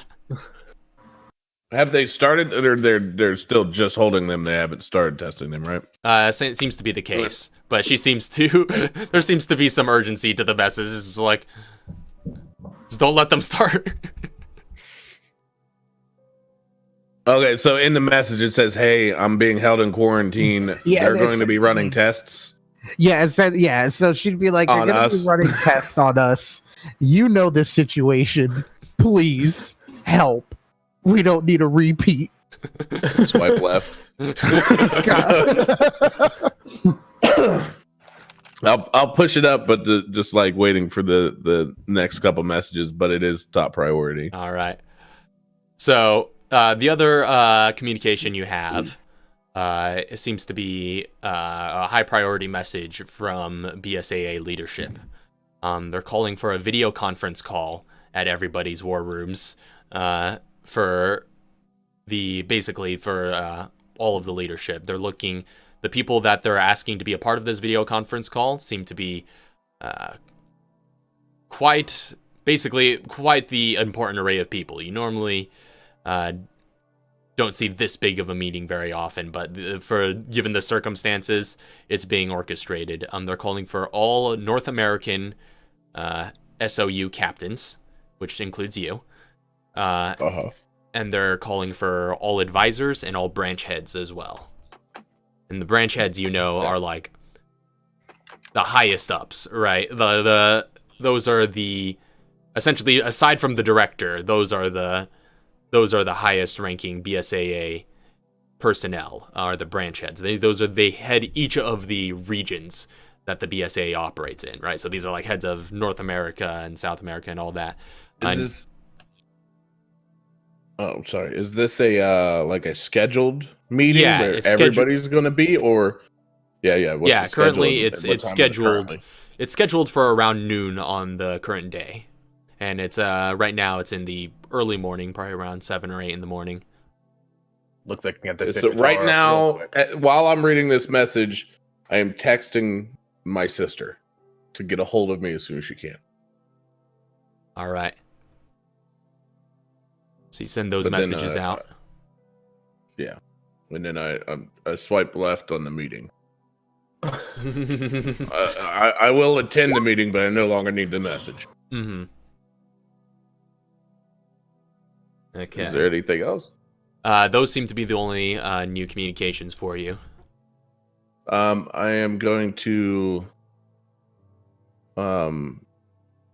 make my debrief of the battle that I just had, and make sure to portfolio. I led this charge, kind of thing.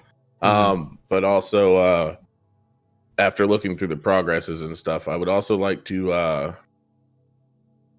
send out like a message to Mr. Fox that I was there and am willing to do whatever it takes to fill me in with any knowledge. Also, get a hold of me if my sister can't. I know you'll know if she can or cannot.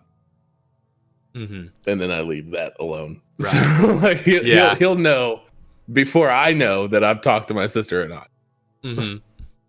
Yeah, and so you basically address a message to Mr. Fox out to Langley, since there doesn't seem to be any official office there for such a person. But you make sure that message gets out there as best as you can know it will get to him. There's a way that I know. I know he'll see Mr. Fox in a headline and be like, "Oh, that's got my name on it," and he'll just like swoop it up. Yeah, I'll let him know what keywords. It's just a mail going some random trash bin. Exactly. All right.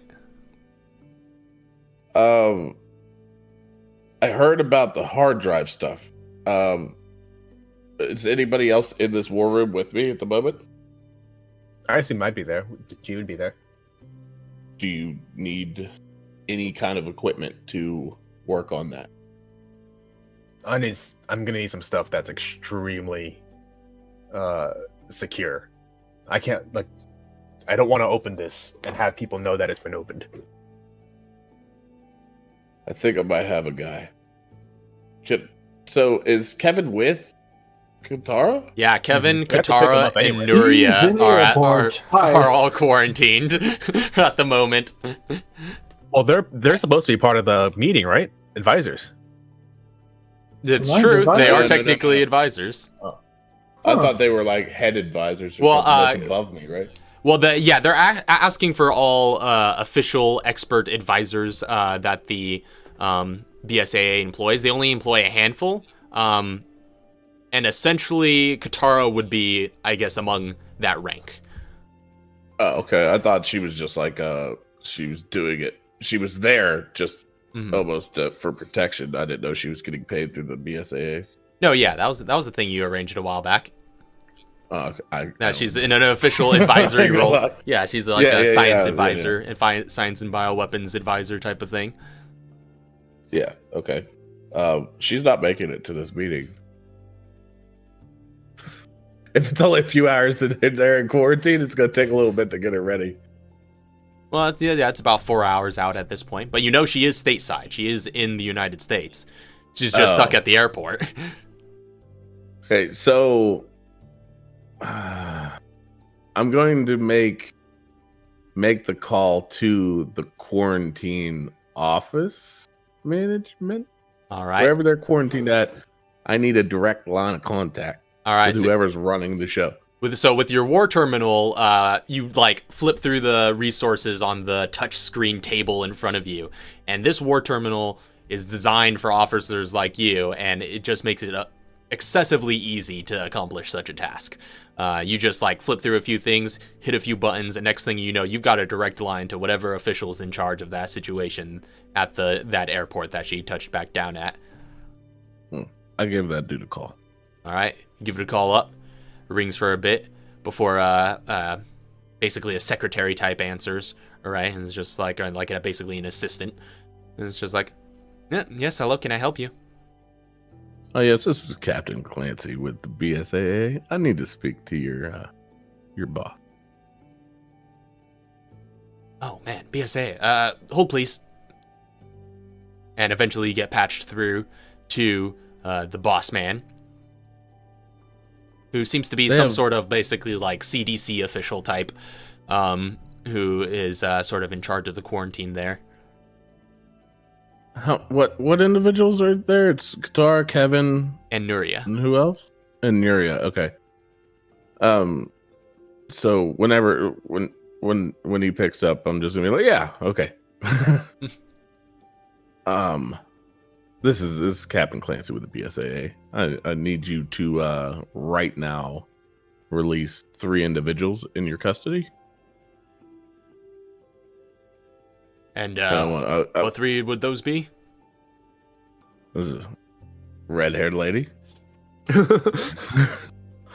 that looks like she could probably break somebody's face.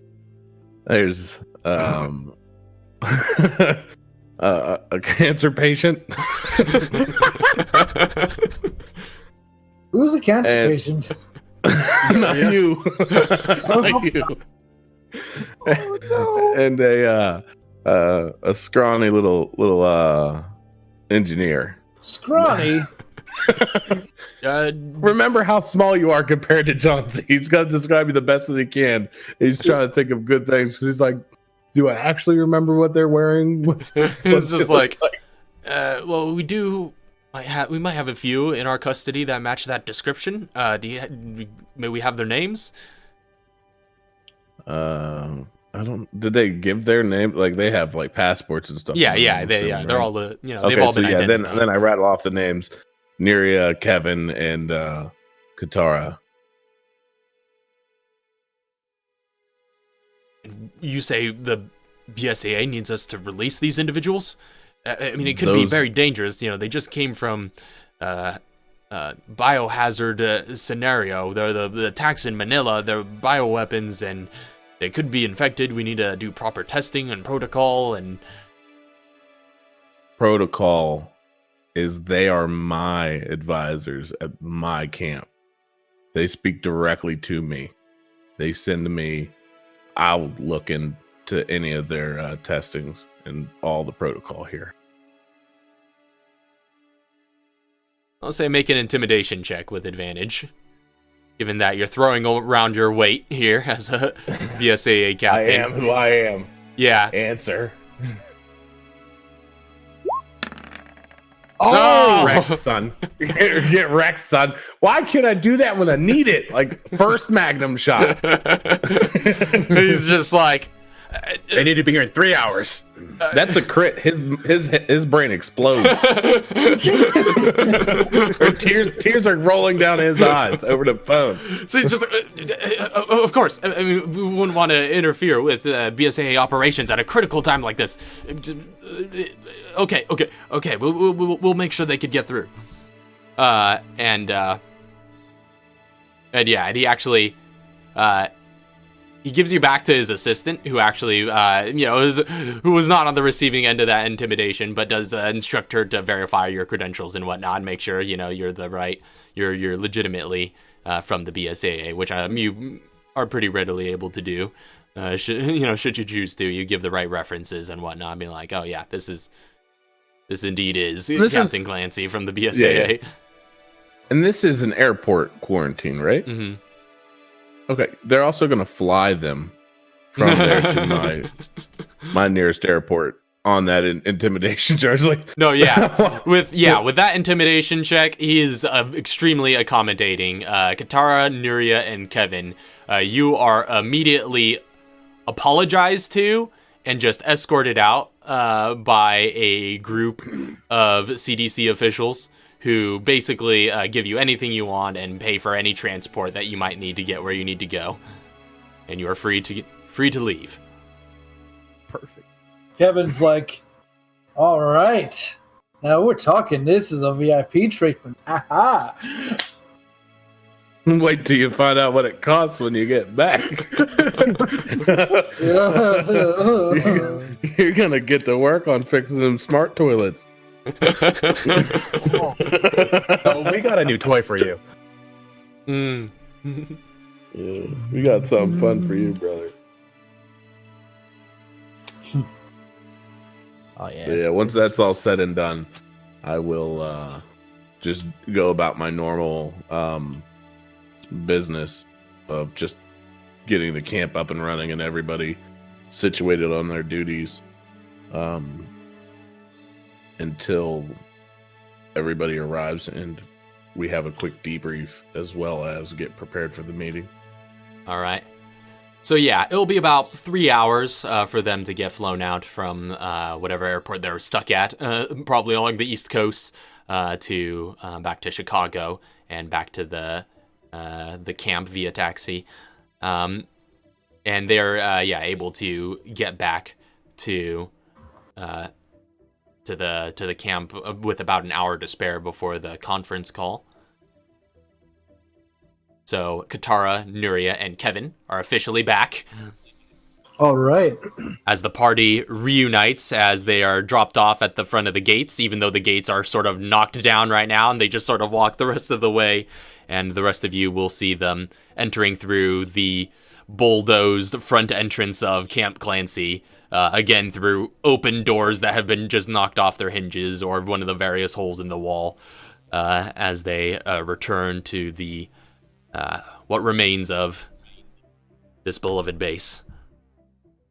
Also, I'm assuming I would have sent some of my guys to go make sure they were picked up and brought back safely. Okay, right? understood. Yeah.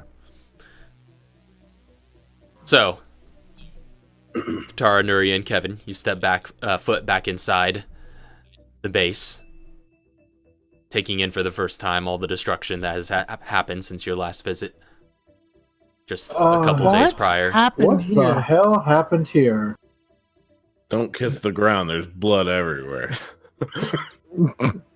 Is everybody okay?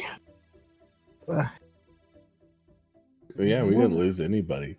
Did we? No. We only lost damage to the building. And Foxtrot, they might be a terrible shot, but they do not die. Didn't they lose a couple members? It did. No, Well, technically, they lost. Nadine and Nicole died, but then Nadine got brought back, so net -1. That was in the. Well, that was in the fight. Yeah, but it was all part of the same sequence of events, the same attack. No, but didn't Foxtrot go down one? No, it was only damage to my house. I thought Foxtrot got hit one. Well, yeah, they did get decremented one size, but it didn't result in any permanent casualties. You have to get decremented a bit more before those casualties become permanent. It just means like some of them get taken out of the fight somehow, or are they? Oh, they just got knocked unconscious, injured, or retreated, or whatever the case may have been. Okay. Tyrant slapped a few across the battlefield, but they got back up. They're soldiers. Yeah, one of them got slapped by Tyrant. He was just like, "I'll be right back." My plot armor. 2 hours later, after the battle comes, he's like, "All right, I'm back. What happened?" Chauncey destroyed everything. Oh, okay, cool. So is there? But no, yeah. Until the conference call, is there anything anybody else is going to be doing? Anything you guys want to get accomplished? Well, since I role played this out in a text. Yeah, you did like weeks ago, months ago at this point. Let's hear what happens. Months ago, you guys. So Kevin, well, first off, he's like, "What the hell happened here?" And he takes in the damage. He's pretty much gawking at everything and the damage that's been done. And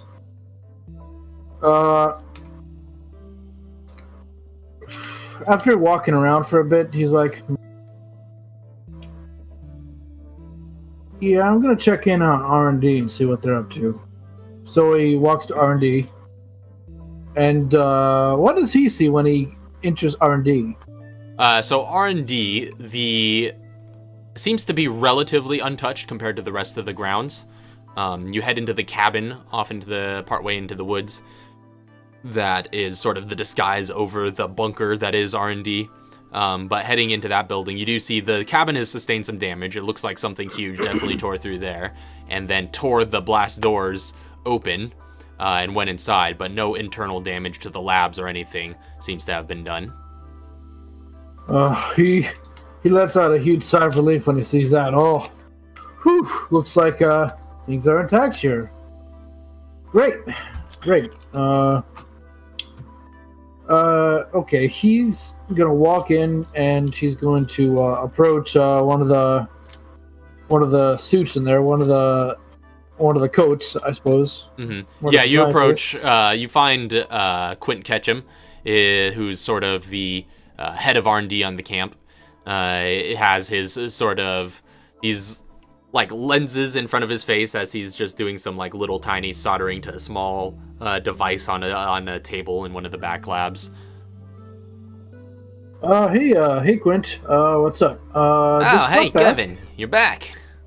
Yeah, I see this place has seen better days. You could say that what again. happened here?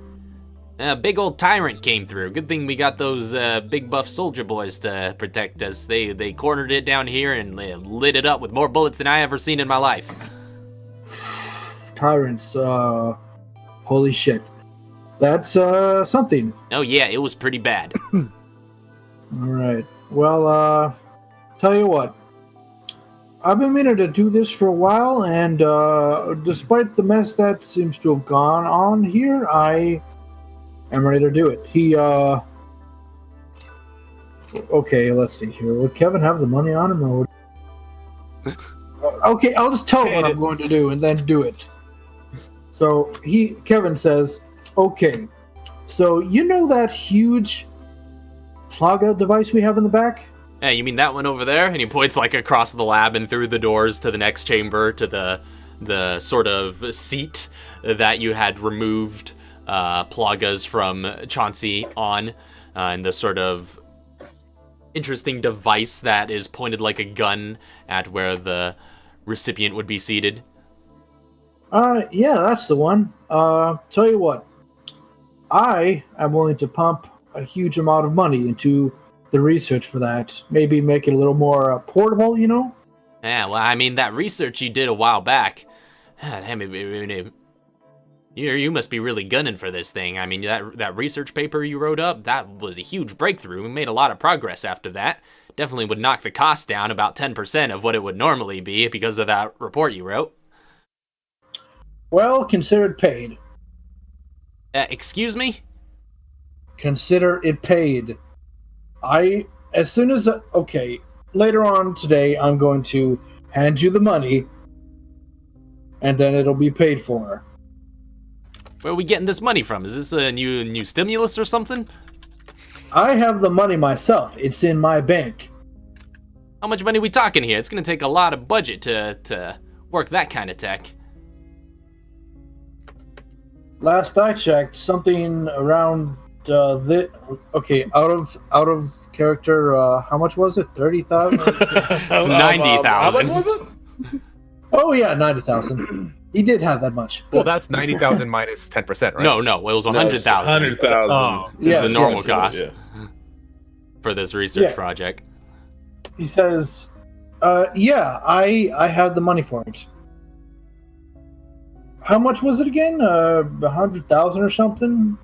Yeah, that was a ballpark estimate. With the research you've done, we could probably do it in 90K. As I said, consider it paid. Well, hot diggity dog. Yep. Well, this may prove to be a valuable asset, I don't know, but you seem to have a lot more of a vision for this device than I do, so let's hope we can make something of it. I intend to. Is Kevin able to help construct it? Well, that's essentially what's happening. So he's pumping some more budget into the program to research on it, but yeah, he's going to be helping with the research, presumably, because will that speed up time? No, it will not. That is the time. Yeah, that is the time essentially. Yeah, so the time that you see with each research project is how much time in research it takes to make it essentially. So you've paid the price. All hands on deck. Yeah, essentially. Yeah, so you've paid the price, and I think I marked it off a while back on your guys' list that all the players have. So yeah, I did mark it off back when you did that text RP to explain that was your plan. But yeah, it has been paid for. Now it's just going to take 1 year of time. So at this point next year, you will have if we last PRL. Anyway, with that, he looks around a little bit, and after doing some small talk and whatnot, he walks off and heads back to the main building and just takes a break. All right. Oh hell no! You are not taking a break, sir. I need you in the war room. So I'm assuming I run into Chauncey on the way, and he pretty much says that. Yeah. Oh no, you hear over the loudspeakers. You hear over the loudspeakers. Where the hell are you? And with that, he quickly dashes to the war room. All right. I would have Katara go check on her parents just to be like, y'all okay? Yeah, they're still here too. Yeah, you find your parents down in the R&D labs as well. You probably passed by Kevin on your way there. You find them. They're just holed up essentially in the living quarters. And they do not look okay. They look, they're cleaned up now, but they have just looked to be like resting. They have gone through a harrowing experience that is far beyond any sort of experience that people of their general age group want to be embarking on, and they just seem to be resting. And you're just like, your father's just like, mother hasn't been too well after all the explosions and gunfire and whatnot. And to be fair, we're both a little rattled. After Raccoon City, I never wanted to see anything like that again, but this is way more intense. Things are getting bad. I didn't even know this place got hit. Oh yeah. BSA is getting hit from all sides.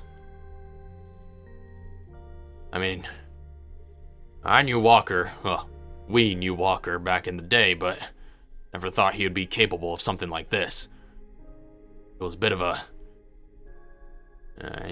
stuck-up guy, but this is just new level of ruthlessness.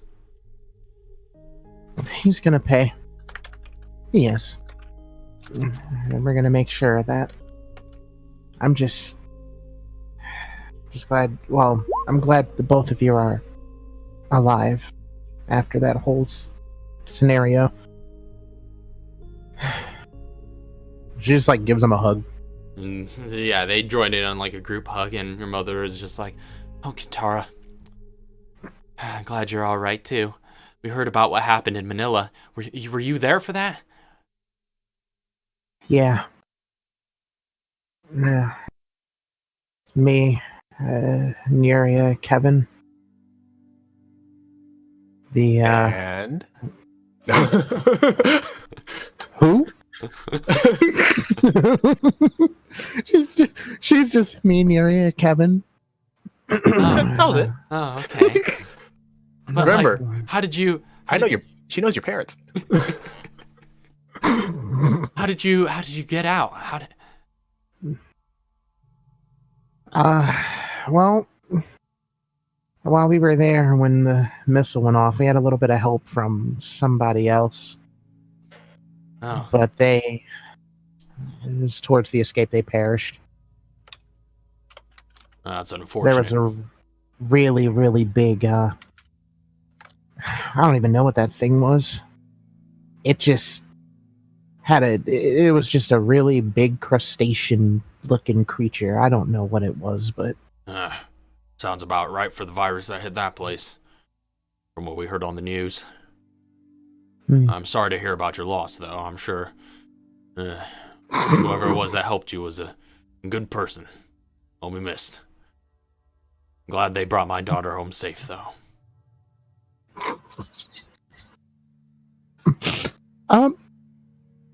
Yeah, I managed to get one last thing from them.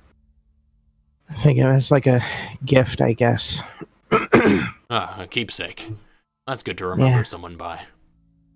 Mm-hmm. Such a nice person. Mm-hmm. Talk about bad luck. One time you get called to Manila for a job, and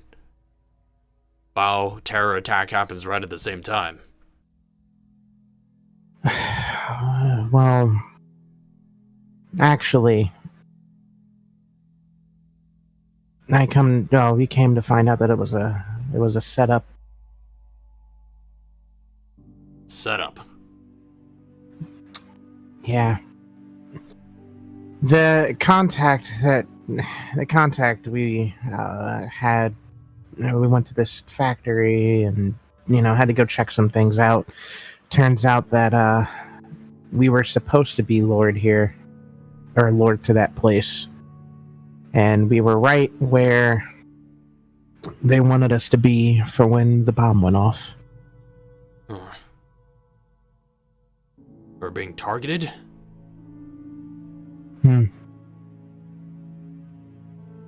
From what the man said, yes.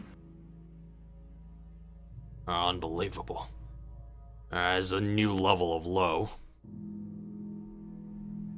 Although, to be fair, I can see why he wants you dead. Given that your escapades have brought you into pretty direct conflict in recent years. Oh, of course. But what he doesn't know is his attempts fail. And they will fail. And will continue to fail until we get rid of him. And there's no prison time for somebody like that. Your mother, Alicia's just sort of like, well, I don't normally advocate violence, but I think you're right in this case. He needs to pay for everything he's put our family through. I agree.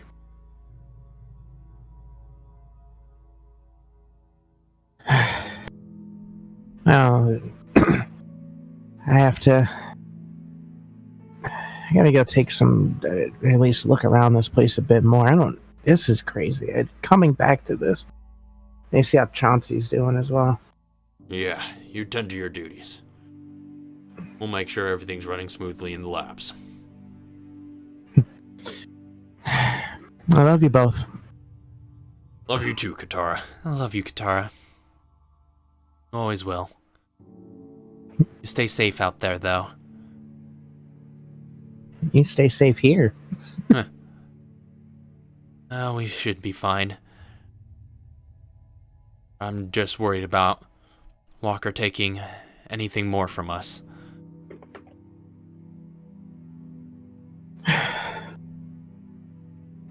I am too. And just kind of with that, she'll just head off. Alright. And eventually get back up. By the way, has Chauncey at all mentioned by this point that he has met Walker?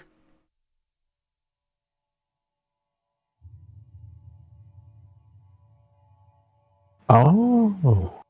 I don't know if because he mentioned that there was an attack on the HQ, but I don't think he's given specifics yet.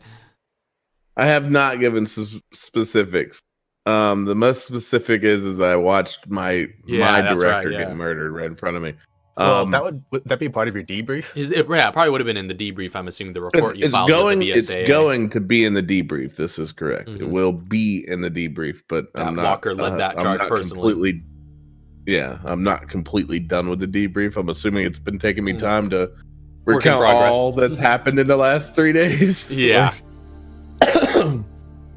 But it's in there. Mm-hmm. Yeah, but so it's not like sent yet. Yeah, your debrief probably won't be ready until about the time of the meeting, right? It's like around that time. Yeah, like I will finish it, but because it's kind of like everybody's having their alternate story. If it's okay for everybody else, like this is like right before the meeting, and you just hear over the loudspeakers that I'm requesting everybody to the war room that is important, like the advisors, Kevin, as my engineer advisor, things like that. I want them in the war room as well. Mm-hmm. They don't know for the meeting. Yeah. Miria as well. Yeah. And Enya's coming too. Oh boy! So just over to the war room, just curiously like a lost puppy. Yeah, about Enya. So if I get to take my part here, so after I've started my debrief, there's a few things that I'd like to get accomplished as well, but I will wait for Katara's part to end first. All right. Anything else for Katara, or she's just on her way to the war room? Yeah, she's basically just on her way to the war room. After probably comes out from R&D and then just hears the stuff over the intercom. It's just like right on cue, actually. All right, so you start making your way there. Nuria, Enyo, Mr. G, anything else? Or we all reconvene? Does anyone need to do anything? Or is he just following people around? Probably still following Mr. G around until he tells her to go do something else. That's freaking tastic. I can get used to this. Have Mrs. X with y'all. Oh yeah, Still, Mrs. X since is still with since you. we're Yeah, still waiting. yeah, that's true. You haven't made those copies yet, so she's still around. Yeah, well, yeah, we need to get with Kevin to find a secure server to upload all this to. Oh, Kevin gonna be busy. Oh, Don't Kevin. you worry, Kevin gonna be busy. Hey, Kevin, I got this Oh, hard boy. drive and this robot. Exactly. Let me take a Find look out at it. everything about this robot. Fix anything that's broken. Make sure we have a way to find where it was built or where it's come from, where any of its database kind of stuff is. You gonna be busy.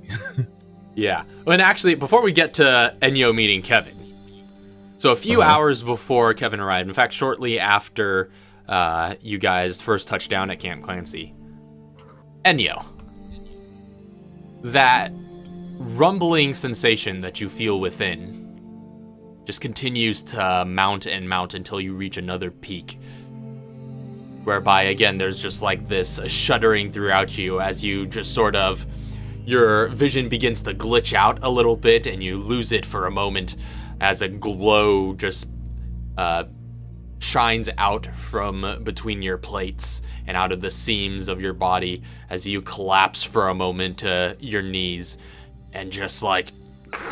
I'm 50 feet away with a rifle. excuse me. You're ready there with a rifle, but I'm 50 eventually... feet away with a ready to- rifle. You're sort of at the top of the stairs in the foyer area of the manor, and this is sort of happening out in that foyer. I got my striker. All right. But eventually you recover yourself as a few electric sparks travel along your surface. As your vision regains, there's just like this solid red glow in your eyes, which eventually fades. No. Systems back online. You, feeling okay there, Enyo? How's she feeling? It's feeling great, just like the last time this happened. You feel more powerful than you were before, as if new functionalities have again been accessed, but you, for the moment, not entirely sure what that might be.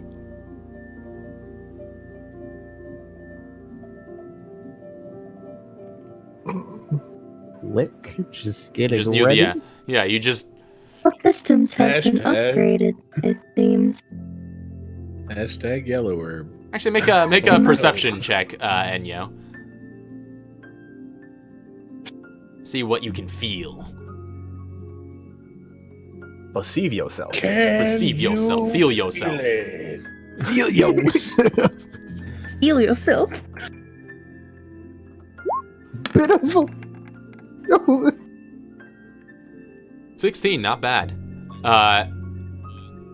With that sort of radiant glow in your eyes, you did feel like a bit of heat radiating out from your facial plates. You sensed your systems were running pretty hot in that general region. But it is cooled since then.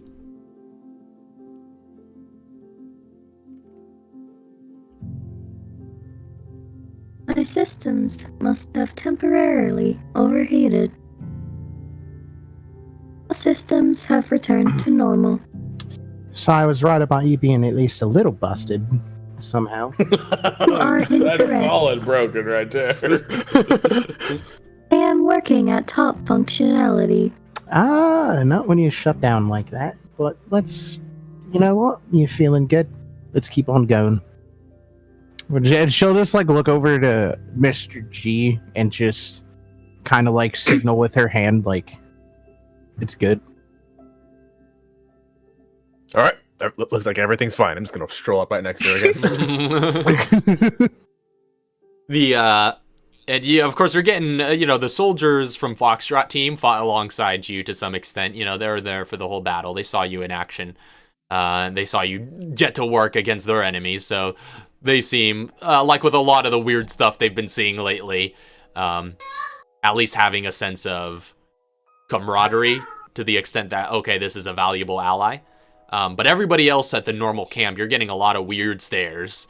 And a lot of just like regular humans, especially the workers that are working at reconstruction, all the Camp Clancy staff that are just on hand, like John and other people that are just regular staff, just stare at you every time you go through any room. Every time, because you said she's following Mr. G. Yeah, I believe she said She's following Mr. G. So like if she's following him and he's just like moving around through the camp, he's just gonna be like, don't worry about it, she's a new toy, you'll get used to it.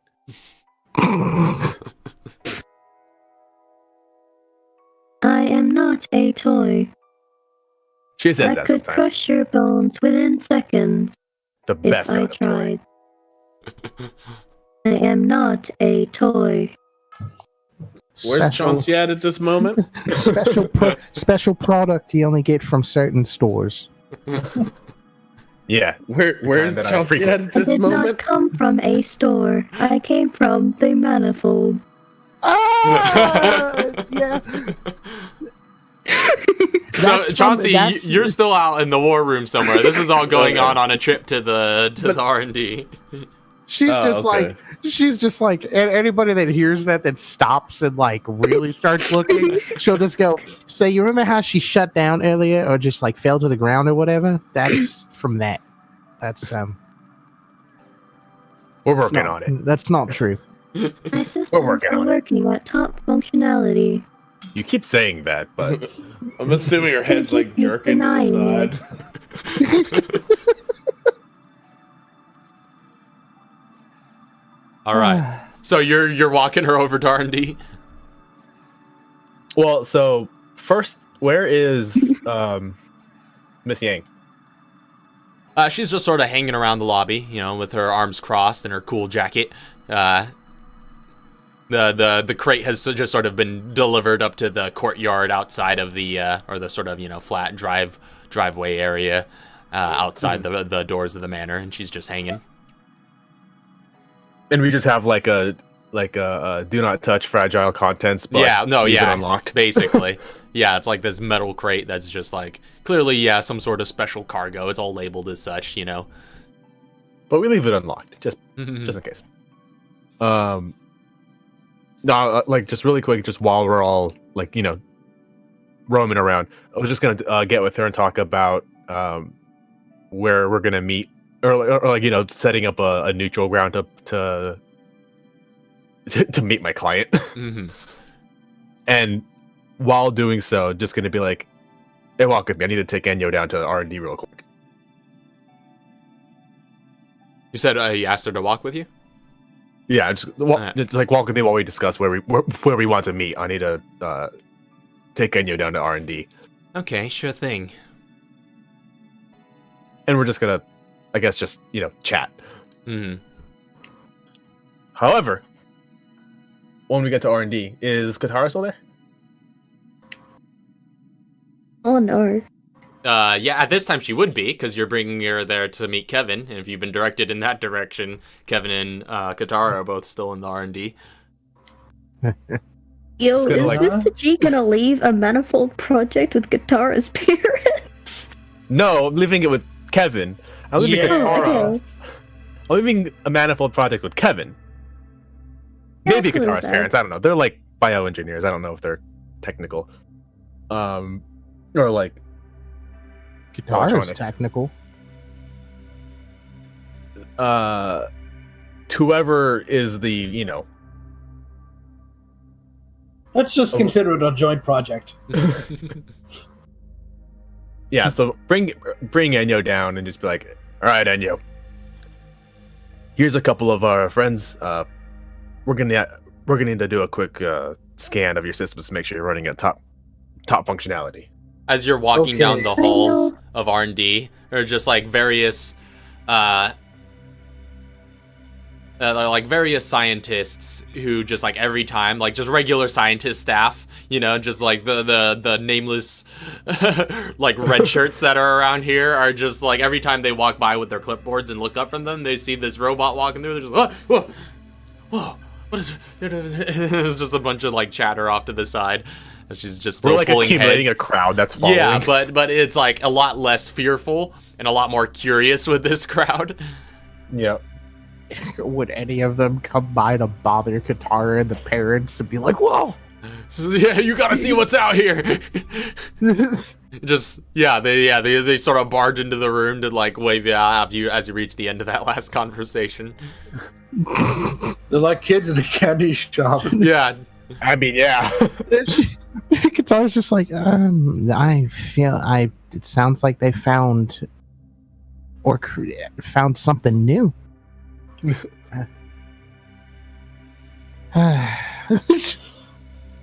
Just goes All there, right. just leaves to go check. Kevin just looks up. He's like, "What? What's going on out there? What the heck?" G's gonna Right. like. I can guarantee that my systems are working at top functionality. We understand that you believe that. Are you accusing me of lying? So if we're gonna be friends, you need to get to know me a little better. I accuse everybody of lying. That's just a default.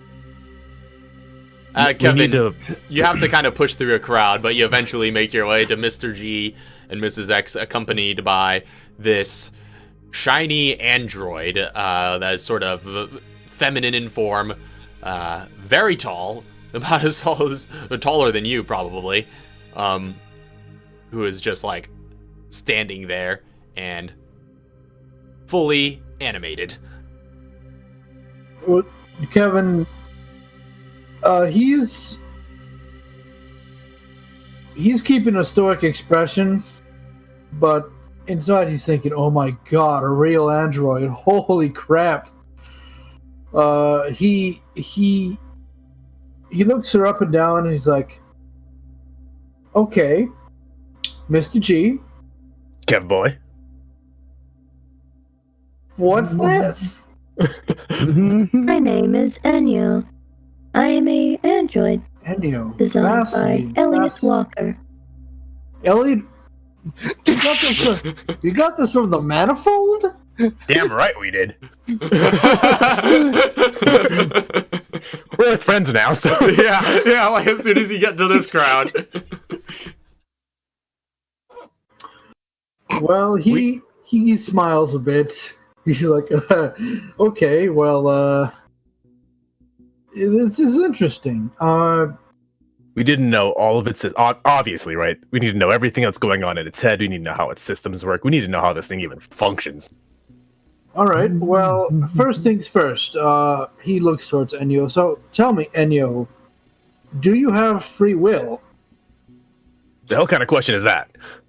Just this is just for me, okay? I'm curious. Technically, yes, I can do whatever I wish. All right, cool. That aside, I You can't wanted just go to up take and a look ask at people if this. you have free will. It's a robot. We don't know this. It's new territory. And Katara, Oh yeah, that's right. as you've come out into the halls, you see all this like display going on. You have to push through a bit of a crowd yourself, but there are not too many spare scientists on staff. But yeah, you know, a small crowd is gathered around. All right, so Kevin is gonna. Wait, what? What was that? What? Wait, what happened? My audio cut for a moment. Sorry, I was so, just saying, Katara, you have seen the spectacle ongoing now too, as you've come out of the room and out into the halls of the R&D area. Just do. What in the Kevin?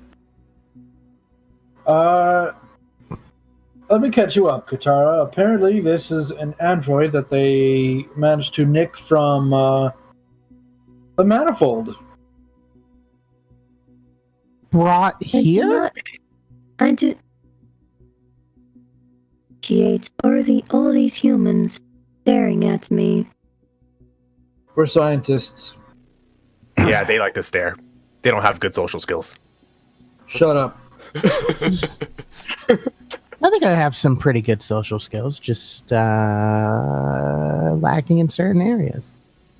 All of them. As Katara approaches into the middle of this spectacle and sort of disperses some of the other crowd, but as she comes sort of front and center up to Kevin and the android, Angelina's eyes just go wide and she just backs up a bit. Oh yeah, Angelina, come here. I need you to talk to me. I need to talk to you really quick. Do you say that out loud? Yeah. Katara's eyes go, wait, Angelina. And she just sort of almost shyly comes out from behind Mr. G after trying to subtly sort of back out, and she's just like, Dr. Oswald? And Angelina? Katara? I think that's my job done. All right, Kevin. Yeah.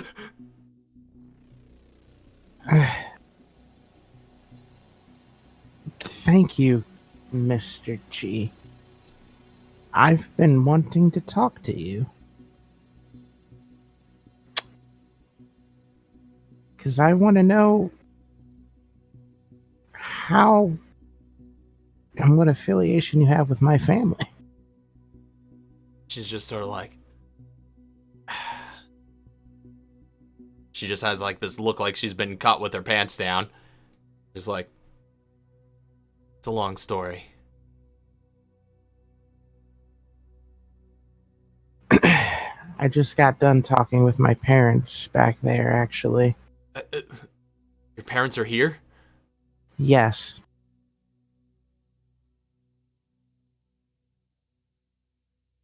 The only reason I know about you is because of something written in a will. Let's say that much.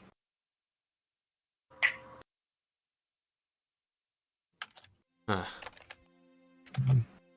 I know I asked them before, but they wouldn't say anything, and I wanted to know specifically why and who you are, why they won't speak about you.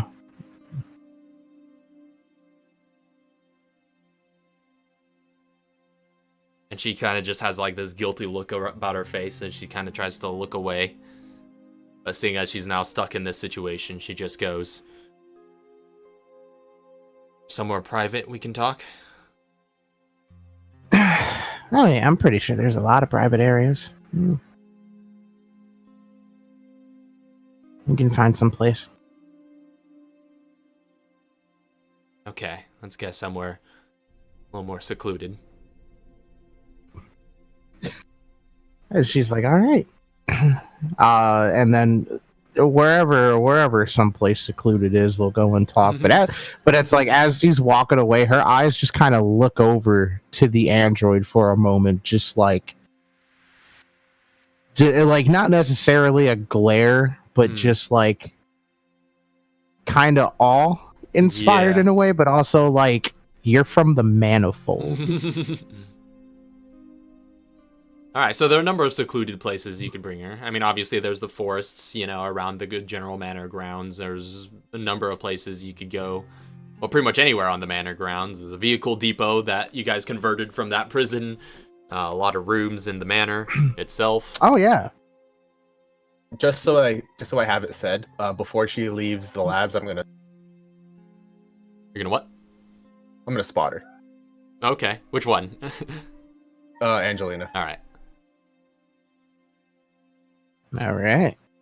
So yeah, just probably like vehicle depot or whatever. Okay, you head out to the vehicle depot. There's not really anybody there right now since it didn't really sustain any damage during the battle. Okay.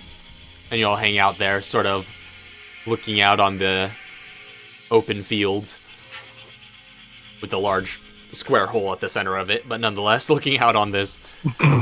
this vista. Yeah. Quick question: are we storing the crate of unspeakable things in the vehicle depot where we were storing the tyrants? It was out front in front of the manor at first, but it could be moved there if you so give the command. No, it doesn't get moved if they're both about to have a private talk there. Cause right. Then, yeah. So yeah. All right. So it moved. Angelina just stands by for a moment, her hands in her pockets, just looking at you quietly. So, what's the story? Her eyes flash red for a moment as she looks you up and down, and she's just like, I could ask you the same question. She notices that. She's like, huh. So you're melded with virus yourself. You could say that. I don't know the science of it too much. I'm a soldier, an officer by trade. Law enforcement. But the way I have had it explained to me is I'm melded with you. Me. I don't know how you became the way that you are, but you know, when I look at you through these eyes, you light up like a firework. Never seen anything like it, not even in any of the bioweapons I fight.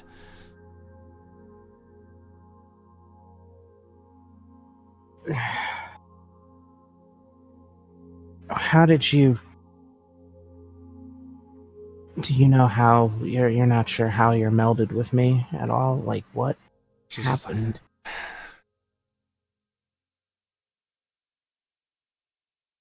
I feel I owe you some answers. I feel your parents apparently respect me too much to give them to you themselves. So I guess this responsibility is my own. What I'm about to tell you is classified at the highest level. You can't tell anyone what I'm about to tell you. She's like, I understand that. And you have my word. Alright, that's all I ask.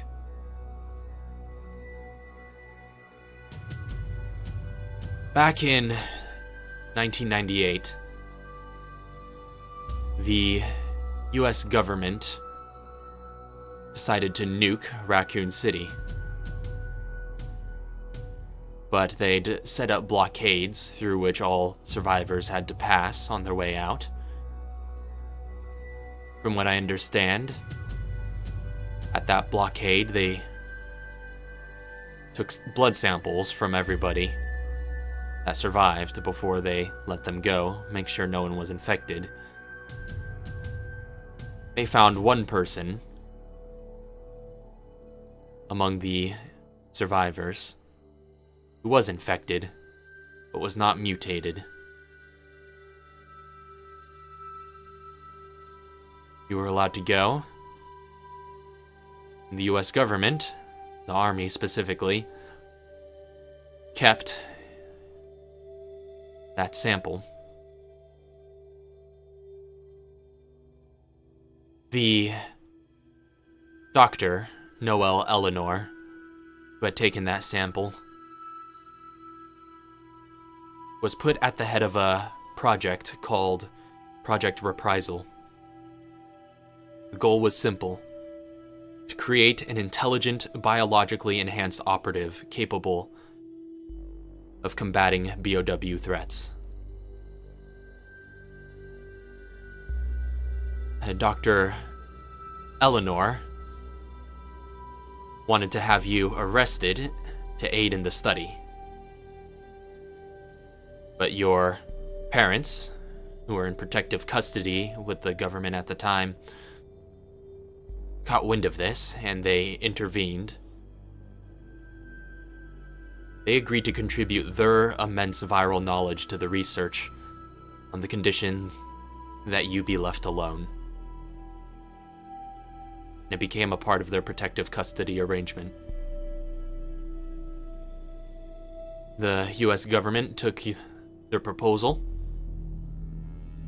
and over the next 5-6 years, they worked away at this.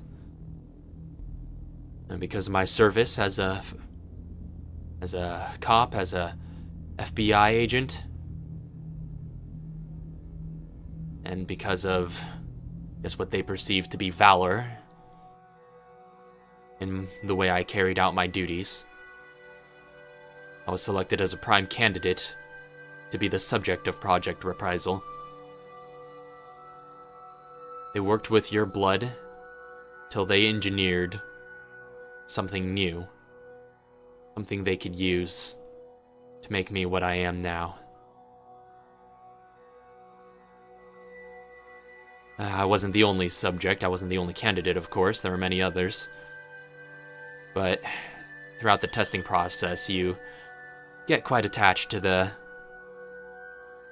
doctors you work with, that you meet with on a regular basis. I guess my relationship with your parents was quite intimate. They treated me like a daughter.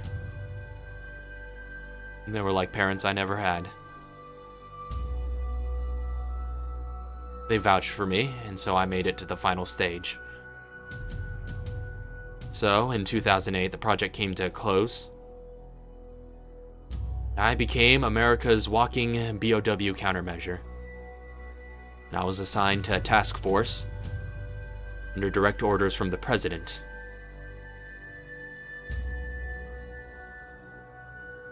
Now it is my duty to fight bioterrorism wherever it threatens our borders. And this has been my first major assignment.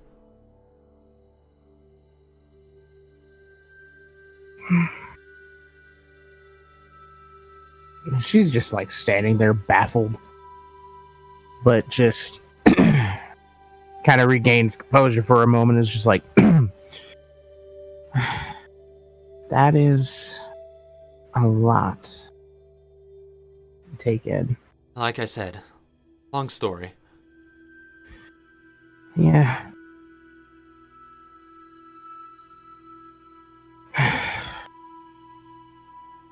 That's interesting. I guess.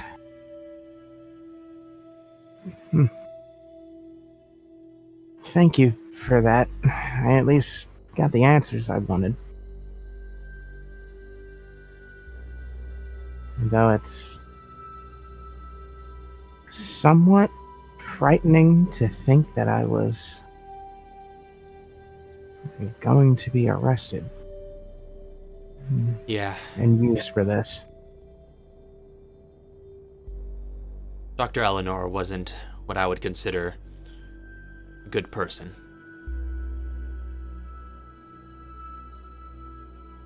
You know what became of Dr. Eleanor? Is she still... She's still around. Never really kept up with her after the project ended.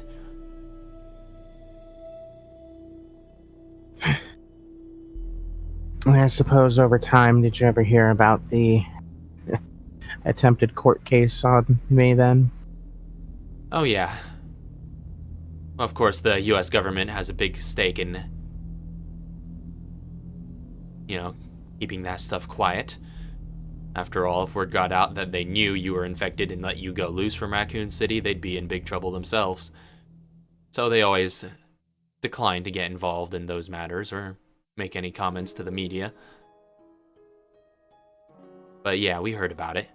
Caused a bit of a panic, but seems it's, for the most part, blown over, although the uproar it caused seems to have caused quite a bit of political distrust. But now what's new?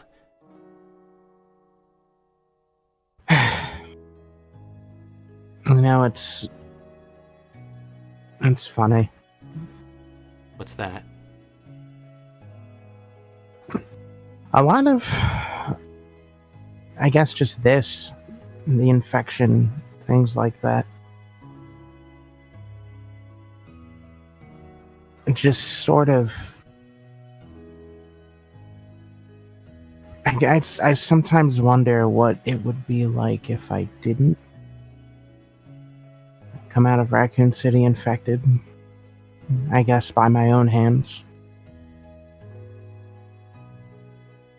I guess to give you an answer, since you gave one to me, Raccoon City, with help from an old friend, managed to conjure a sample of the virus that I would assume was going to enhance me, is what the idea was. Ever since working for Umbrella at the time, I thought, hey, what if there was something we can do to help people? You tested it on So yourself? Yes. Surrounded by my teammates. They knew what they were doing. And they knew that if it wasn't going to work, they were to put me down. And I knew the risk. But I wanted to figure out for myself if it was possible, and if not, then one of them would have the research notes on this, so maybe they could take it farther. You were willing to die for that?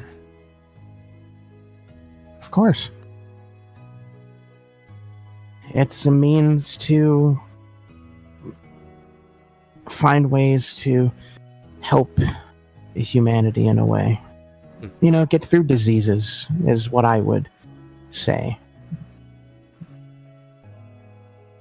Well, David and Alicia always told me we were blood sisters of sorts. Your blood's running through my veins, after all. But talking to you now, I feel like there's more to it than that.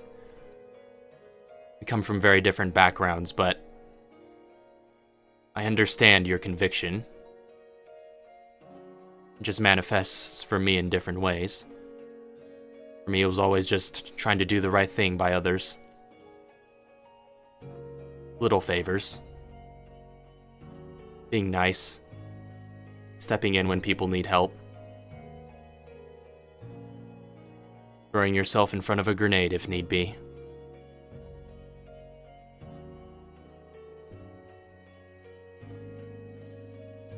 That means you have a good heart. Yeah. It's never seemed like it was enough. Sometimes you just feel like you need to do more. Guess that's why I was ready to volunteer when the call came.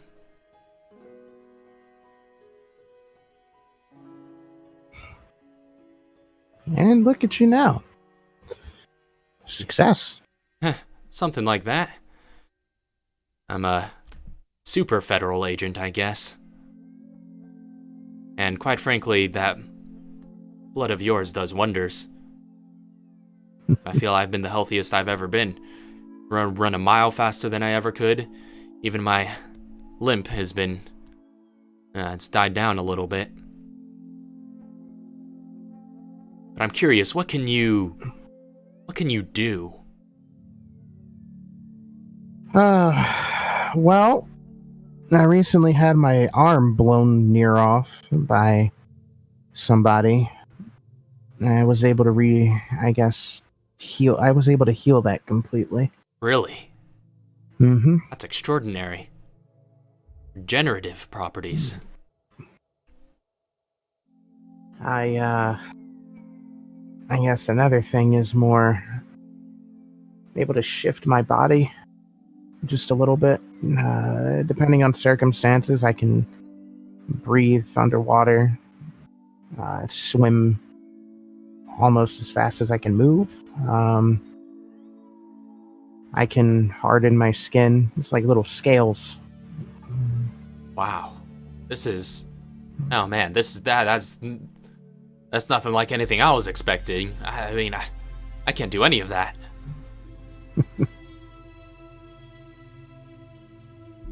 It was weird. It's really weird. I'm still not used to it even after all this time, but... Well, I guess the regen thing's more new. But... I don't know. There's a lot of properties with the virus that... It's just... I think about what it can do. Like, let's take away like all this other, stuff, right? Like regen, like specifically regen. What if we could do something, right?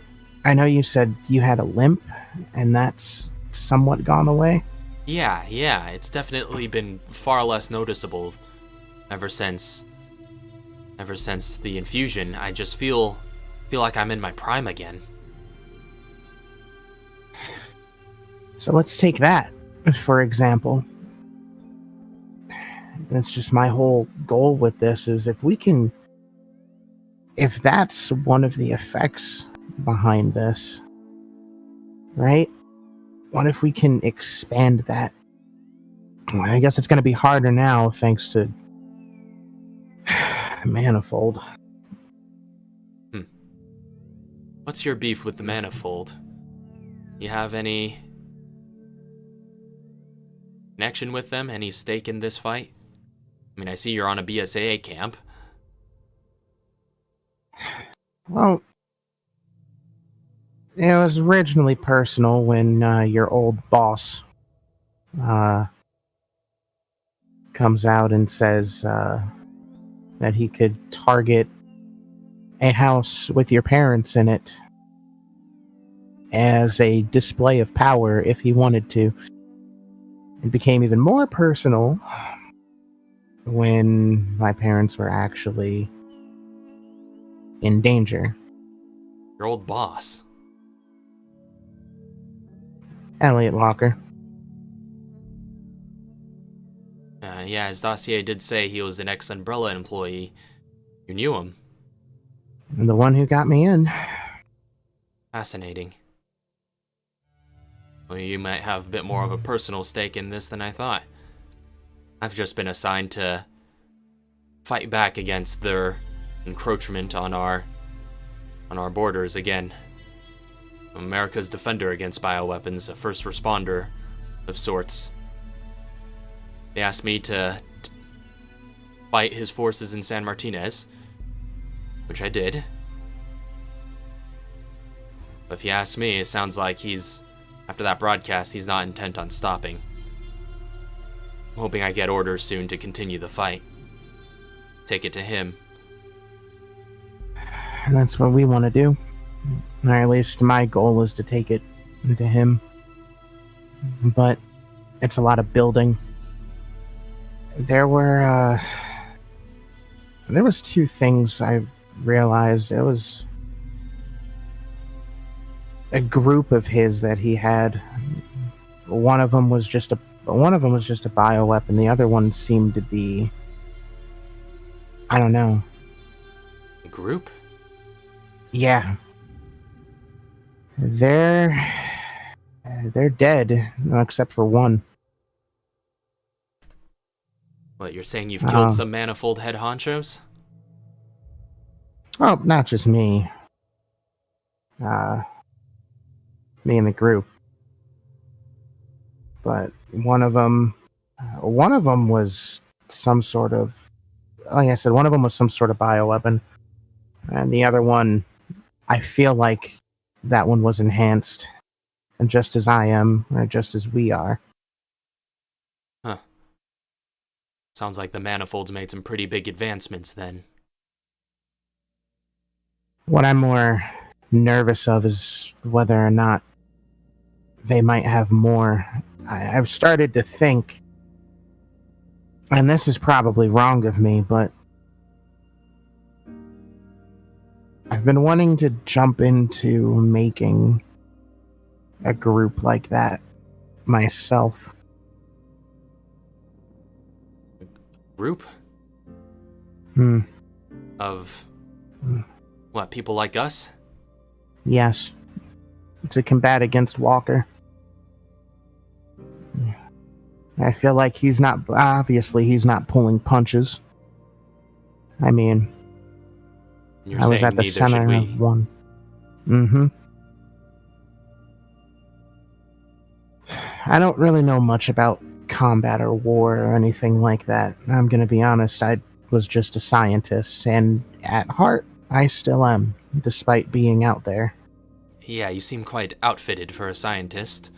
Just kind of looking at all the, like, straps and guns and whatnot you have. And like, it took some time to get used to a lot of stuff, obviously, but I don't have a bigger picture on things, unlike, somebody like, the captain here, my good old friend, Chauncey. But You're close with Captain Clancy? oh yeah, we go back to Raccoon City. Wow. I didn't know he'd survive that. Tough. That's a tough son of a bitch. And taking him down is not that's not an easy feat. It seems we're in good company then. But I don't really know much about war, but what I know about this situation at least is if they're not pulling punches, we shouldn't either. The risks are going to have to be taken in some manner, right? And one of those ones that I want to do is if he wants to send armies or whatever at us, why don't we go through and send something back at them? And in this case, people like us. Well, one thing's for sure. Judging by the kind of power we've already seen, taking out entire cities, the forces I've heard about that have been assaulting the BSAA in these reports, it's gonna take an army to fight someone like him. And at the very least, we can be one unit in that. That would help to even the odds. But where are we going to find more people like us?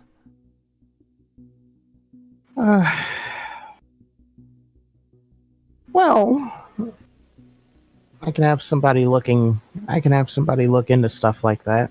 I think they already have, to be fair.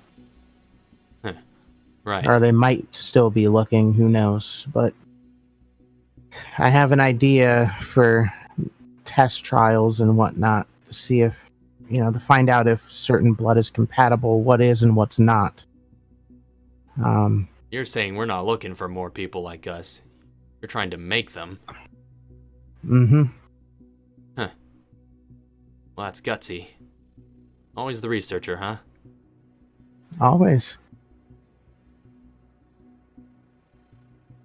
Well, if my orders allow me to stay on this warpath, you can count me in. And she smiles and she's like, it's good to have you on the team then.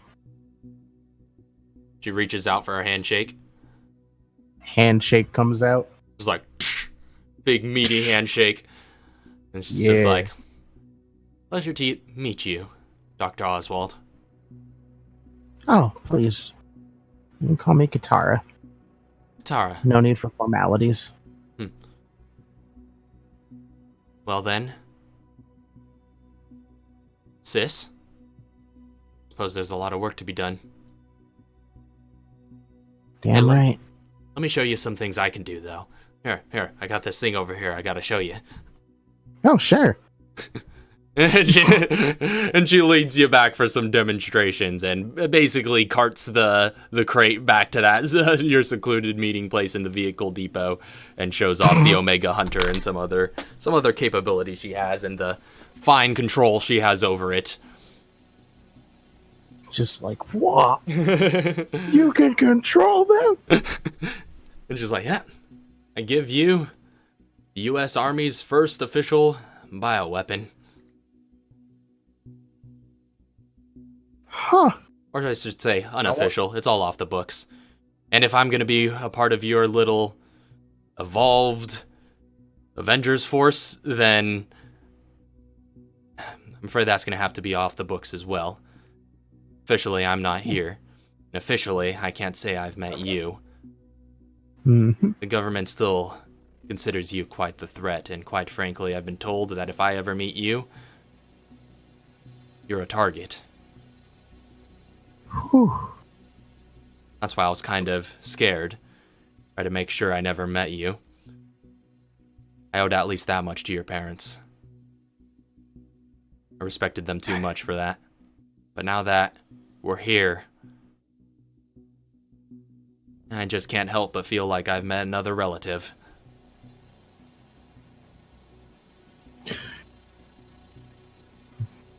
I'm glad to have you. I'm glad to have you as a relative. At least you're one in my book. And with that, she shows up. You guys compare notes and show off some of your evolved capabilities for some time to pass. Meanwhile, back in the R&D labs, is Enyo still getting examined? Yeah. Would Kevin have to do some roll for this, or? What are you trying to do? Okay. If you Easy. break any, I will crush you. Oh, he just looks up confidently and smiles. I am very skilled with machines. You have nothing to worry about. Quint's just like in the lab with you, just like, what is that? Calm down, Quint. She's apparently some. She's an My android, I name is guess. Enyo. Yes, she's Enyo. I am an android designed by Elliot Walker. Yeah, she's from the Manifold. An android? Yep. It's weird. It's weird. It's gonna take some getting used to. He just like Anyway. snuggles uncomfortably close up to Enyo, just like, wow, she's beautiful. I mean, a fine piece of machinery. Personal space. Personal space.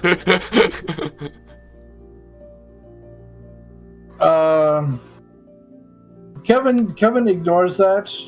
Anyway, what Kevin is trying to do here, he just wants to just get a better look at the intricacies of her machinery and seeing if maybe I don't know if there was some way she could be enhanced or upgraded or something. Okay, make a technology check. Alright, technology. Ah, yes, Do not that is. break anything. Please roll it. Please be good. Please be good. Here, let me help you out really quick. Huh? I'm just gonna watch. Alright, make a straight technology roll. Alrighty. 16. Don't break anything. 16. Alright. So, you get started with your tools and your various laboratory equipment, and using your engineering expertise, you start messing around and start examining this as a work of machinery, as a work of engineering, and start seeing what you can figure out. given a solid chunk of time, maybe a half hour or so, it seems like you're barely scratching the surface. You know, take some tools, lift some plates, get a look at some of the circuitry, and just trying to go about it methodically. But again, it seems like you're barely scratching the surface. And in terms of seeing if there's anything that you can upgrade, just one look at the kind of tech that you see here, and you realize this is far above your capability to make any improvements on. This is the most advanced robotics you have ever seen. He mutters to her while he's working. He's like, I must say, you are one advanced piece of machinery. Wow. And who designed you exactly? You say you're made by Elliot Walker, yes, but who? Was it literally Elliot Walker, or was it somebody under his employ?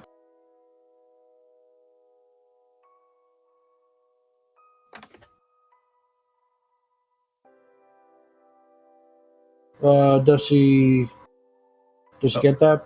Oh, I don't know. She's on mute. What was it? Did you hear my question? I didn't hear it.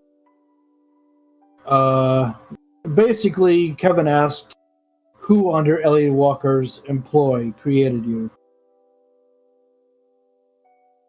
I am unable to provide that kind of information. Right. Okay. Fair enough. Well, I can't do much on my end. You're pretty advanced. He stands up and... I know. You don't need to tell me that. Oh, well, sorry. Anyway, I'm all done. Wow. He takes his tools and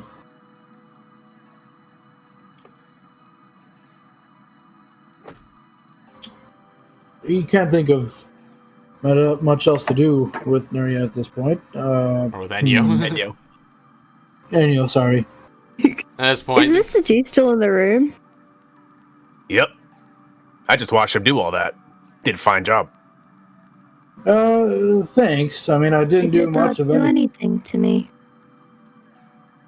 What was that? As I said, I am working at top functionality.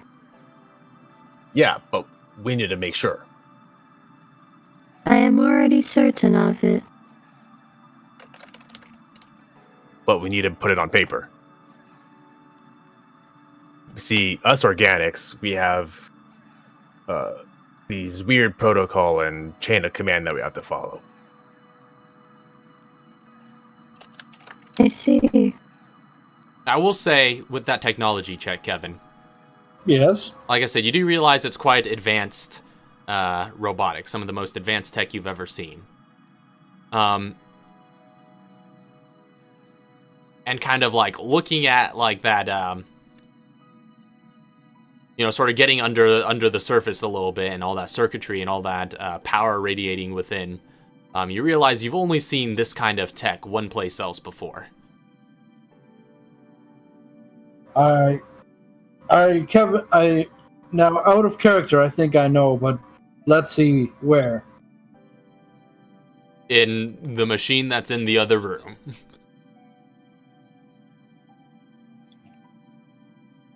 Really? It very much seems to be not only similar tech, but made in the same sort of style. You know, same sort of methodology. You know, you almost see a bit of the same maker's touch to each one. So in a year, you'll be able to figure it out. I don't know much about you, Enyo, but you are very similar to other machinery I've worked with.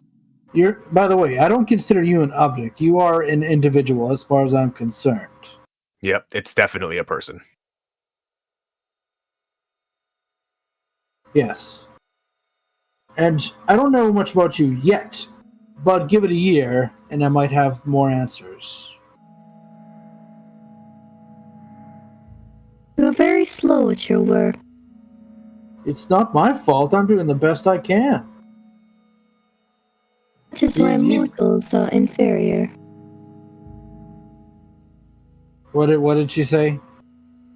Yeah, I'm gonna wreck this robot. Let's go to the battle box. Let's see who wins. Let's go. I do not need to repeat myself. All right then.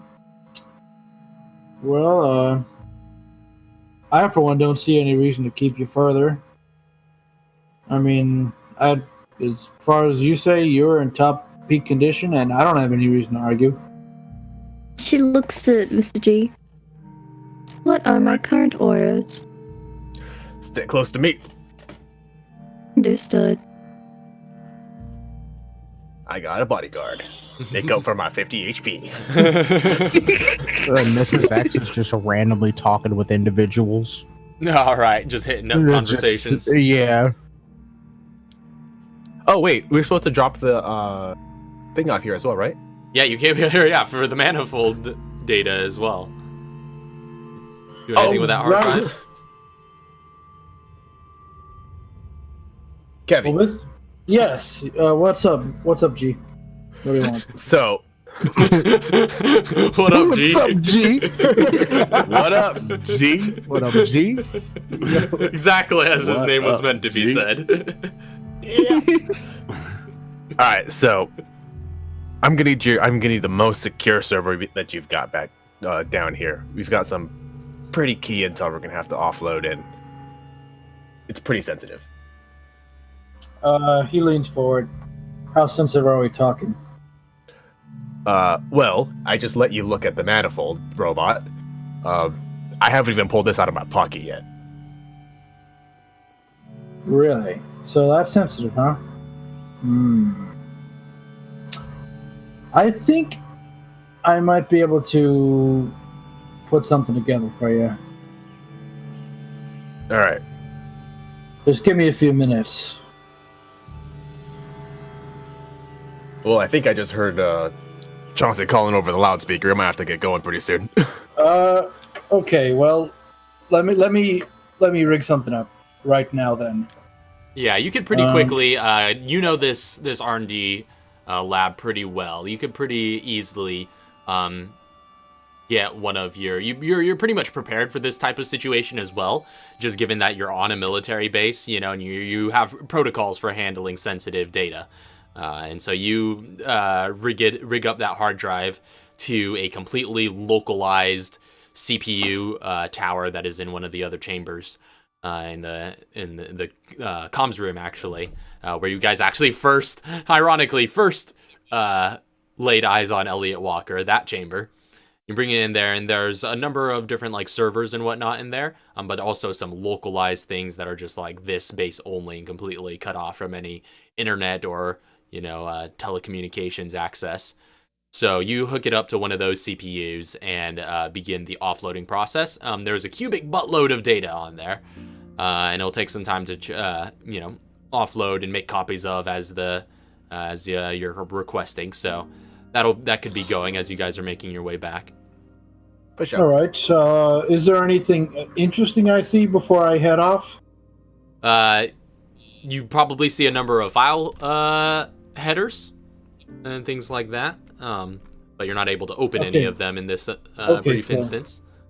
I suppose it's just downloading, and we'll be able to see it later. Uploading, rather. Okay. We're gonna upload the download.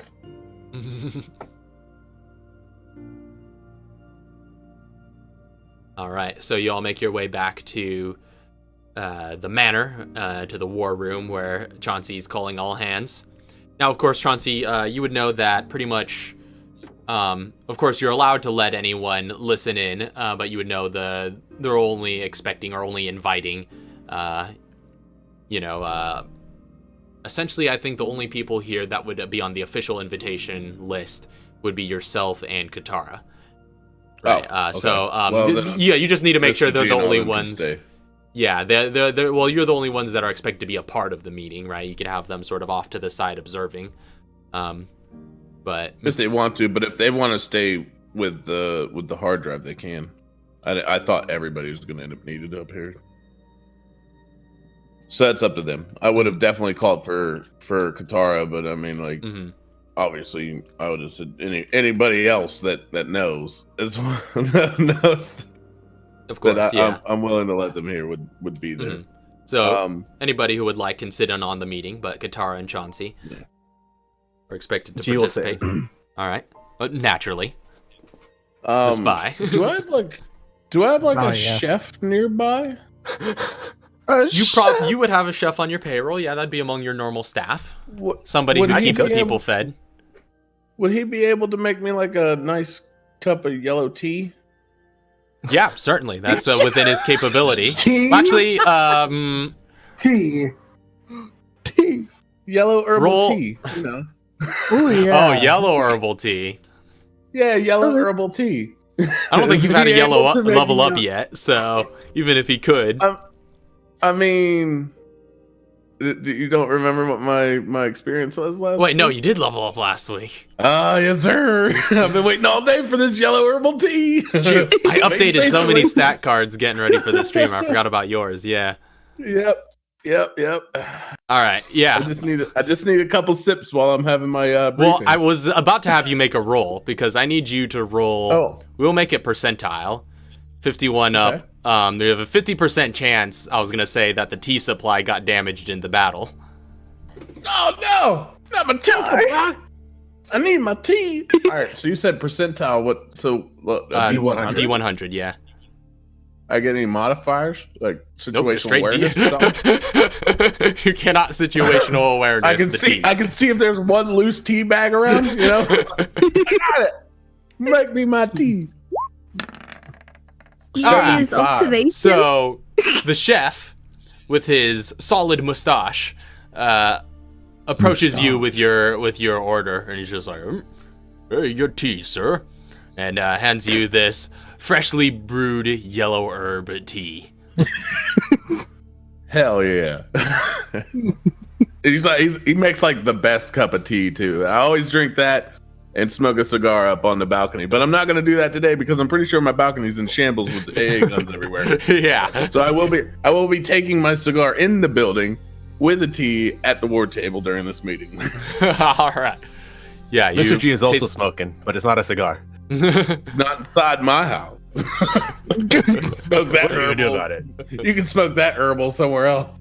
So who's all gonna be here at this thing? I know it's like Hey, Mr. Chauncey G, and- do you really want to ask what I'm gonna do about it? Damn right. I flash little red lights. Everybody in my building with guns points them at you, tells you to step out of the building. Do you really want me to do that? Put it out or go outside? I take a step through the hole in the wall. Good enough. Good enough.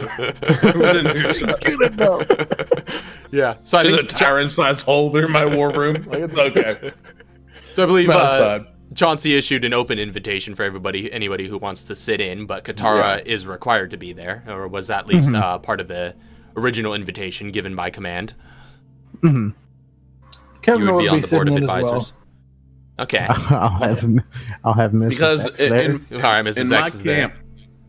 In my camp over these last few days, my men need to know that I'm not misguiding them. So anything that I'm hearing, I want them to be able to hear. Right. So I don't have to either relay it to them and waste time, or they understand what's going on my end as well. Mm-hmm.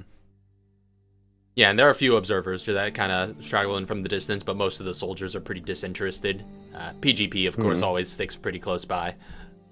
They know I don't mislead them. Mm-hmm. No, he's good. He got this. I don't need to listen to that crap. All right. So everyone files in. All right, suppose. What about Nuria, Enyo? Where are they going to be positioned? Enyo's following Mr. G, so Mr. G's gone. He's gone. Follow him out the Just a hole in the wall. Robot standing in the hole. Yeah, We're Nuria just will 2 go feet too. outside the wall. So Nuria's there as well. As Kevin arrives, I point at him and be like, I need you to do me a favor and look over this robot when you get a chance. Pat seat. I already did, boss.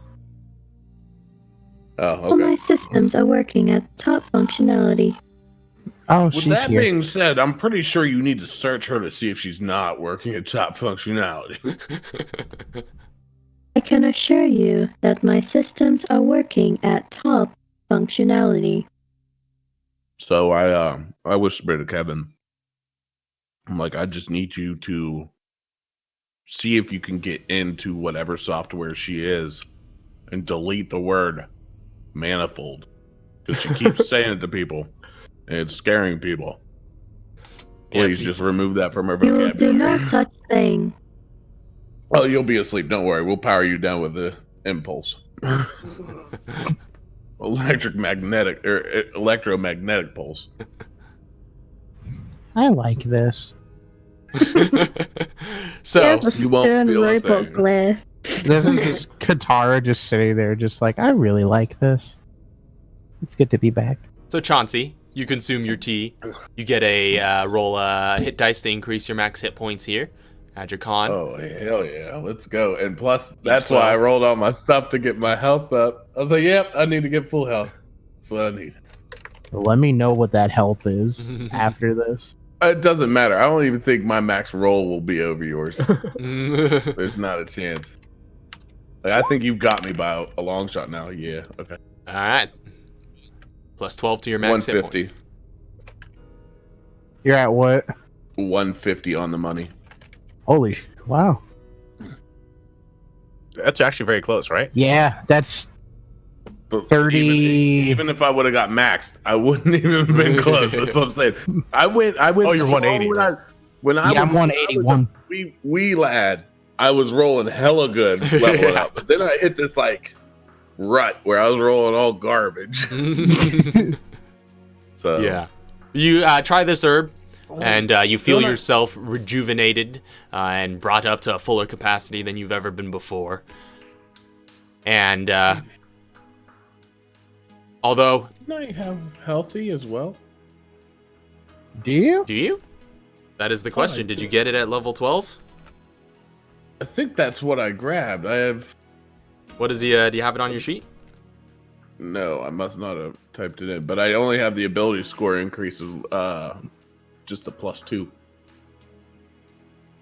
So I must have had healthy. Yeah, because your Don't stats remember. haven't changed, Yeah. right? Your ability scores. No, wait, no, I think you did, yeah. No, yeah, because I remember having to account for that extra big bump from your Yeah, two from every yeah, level, and I remember making a mistake about that. Yeah, we had the discussion. Yeah, so yeah. It's +2, right? Hmm. Yeah, so plus 2 on top of that. Me. So You 50. just reminded me that Enya has that too. Oh, snap. Oh hell She yeah! has the evolved version. Oh, right, so yours is +1. I've got Oh, that hell and no. healthy. Yeah, so you've, yeah, so whatever, if you didn't incorporate that to the last time you rolled hit points with her, you could, I guess, add that +1. Yeah. Oh, that wasn't as exciting. Right, so, yeah, give a good sip of the tea. You're up to 150, feel free to, or 152, feel free to adjust that on roll 20. And you have to admit, this herbal tea, not as good as Emil's. It's not as good as the meals. Doesn't taste as good as Emil's. You telling me my chef is no good? This is my Kermit tea, bro. It's not that your chef is no good. It's just that it's not the same. Emil was a hit. It's not the same. I spit any meal tea out on the ground because it probably got poison in it. So I am happy with my not as good tea. I'll spit on your. But I think whenever I first started, I was chewing the stuff. So I've upgraded to teas with a meal at some point, and now we're going. So, this meeting fires up as the time approaches. You hit the conference call sequence and get yourself dialed in as you wait for the rest of the leadership to funnel in. You see a number of other North American SOU captains, each leaders of their own special operations unit within the BSAA. And You see all of them sort of fuddle in as they appear as sort of holograms coming out of the table at the center of this room, all highlighted in the green hue of most BSAA UI. You see the advisors begin to funnel in. Of course, Katara stands close by to you so as to get caught in the part of the room that's projecting out to them, so that the two of you are side by side. You see a number of advisors pouring in, and as well as all of the branch heads who stand out as basically the counselors among the group, all done up in suits and just like looking very distinguished from everybody else. And you, like some of the other, well, I guess you have a suit of your own as well. I have not changed either. I am covered in blood and and metal scraps from the truck, all sorts of dirt, dust. Yep, dust and dirt. I'm looking some sort of rough. You look like you've just been through it. And you see all the other captains all geared up in, heavy armor, some of them. And some of them, in more casual uniform, not geared up for battle, but just in a less tense state. I also take off my eye patch during this too. I see. Yeah, so your scarred eye is on full display as you smoke your cigar and sip your tea. So, the meeting begins as the head of the European branch ushers in some of the discussion. He's just like, so by now we all well know that the Manifold has launched an intercontinental attack on Manila, San Martinez, and Guadalajara, 3 cities in 3 continents. Or rather, 3 countries. The BSAA HQ has also been attacked, and we have received reports confirming that our director, Ironside, was killed in the attacks. And shortly thereafter, Camp Clancy had also come under a similar attack.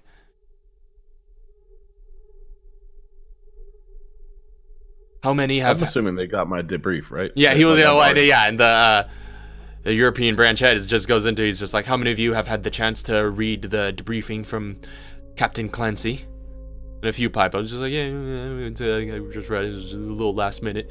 And it's just like, yes, well, you'll see detailed in there that Elliot Walker himself has led the charge in one of those attacks, and evidently himself killed Director Ironside. This is an affront against our forces, the likes of which we have never before seen. A direct attack on the BSAA, on our secret HQ location, at least for the North American branch, has never been done. And now we all have lost both the head of the North American branch and the director. And so we need to figure out what our plans are going forward and how we will retaliate. And the head of the East Asian branch just sort of chimes in, just like, a proportionate response will not suffice. Especially if the threat that Walker gave on the world's televisions are to be believed. There must be decisive action. Indeed. We must rally together all BSAA forces and make sure we are able to respond as best we can, but it will be difficult seeing the solid chunk of our forces that we have just lost, especially those closest to the two North American cities that have recently come under attack. Now, according to Captain Clancy's report, San Martinez is coming under control, and so that leaves Guadalajara and Manila. And according to your reports, and kind of speaking to the East Asian branch head, Manila is starting to come under control as well. We also are aware that there are some North American BSAA forces who have dedicated themselves to fighting the battle in Guadalajara. They report that the G virus has swept over the city and has infected not only a great amount of the denizens and is infecting many more through them, but has also changed the environment quite catastrophically. What else are we missing? Are there any more forces we can divert back to North America? And you see another SOU captain, quite the renowned one, in his green BSAA uniform, Chris Redfield, of the North American branch, chimes in and he says, well, of course, a solid chunk of our North American forces are busy here, where I am, in the Kajuju Autonomous Zone. We're still dealing with the fallout here. Wesker may be dead, but his bioweapons are still running rampant in the region. And we have to make sure this is kept under control before it spirals even further out of it. I'm afraid we can't offer too many forces at this time. I have to continue leading the charge here. But I will note one of the men under my command, one Charles Clancy, has just returned from a successful op at a Tricell facility that has just been thoroughly bombed and flattened after he retrieved some intel from there. After hearing the news, he's been pretty eager to join the battle. Now, like I said, I need as many hands as I can keep here, though.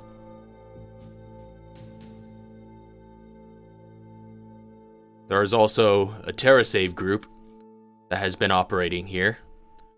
And after hearing the news, I'm sure they will also be eager to give aid.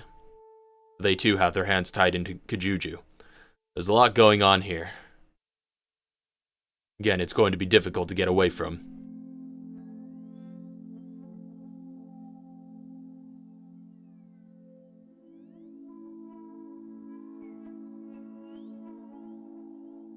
The European head continues to go on. He's just like, indeed.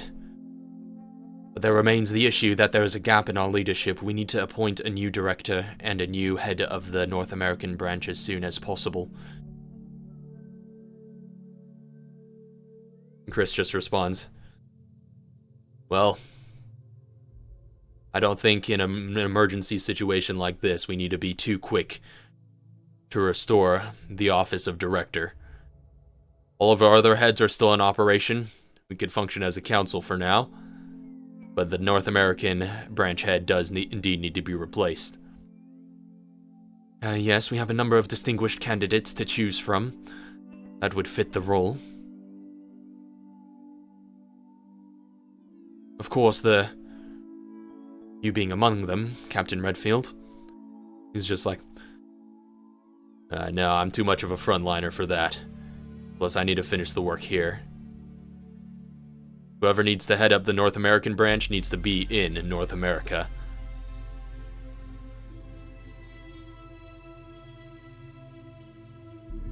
Are there any other captains that might see fit to take the role? As at least acting North American branch head for the time being? I will. And just like almost a number of heads on the holographic display turn in your direction. It was like, Captain Clancy, your career path has been quite distinguished. You have been at the forefront of these events. Are there any objections to this voluntary service? Chris is just like, yeah, we need not signal any objections. I can vouch for Chauncey's record personally. I can commend him as both a soldier and as a detective, back when I knew him. He's good for the job. I give like a solid nod toward toward him as well. Like, thank you. But also, I'd like to tell you guys that I was there whenever the director went down. I came back to a base under attack, and then, without hesitation, went across the country to fight something. I don't hesitate to lose, but I'm not going to give up.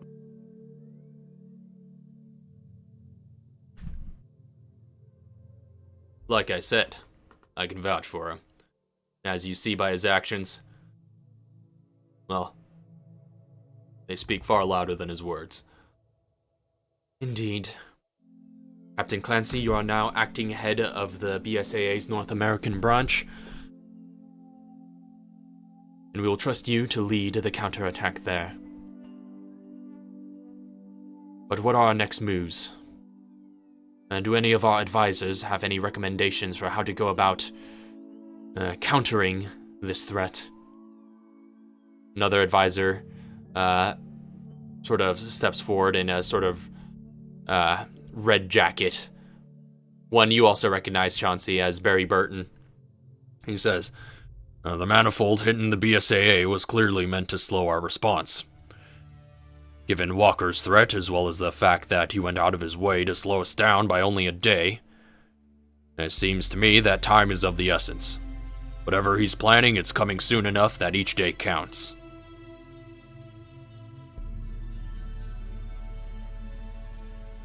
The problem is, BSAA forces are spread too thin right now. Even if we know where Walker is located, we don't have the resources on our own to mount a full assault. If such a thing were to be possible, we'd need to regroup as many of our own as we can. Perhaps even consider enlisting outside help.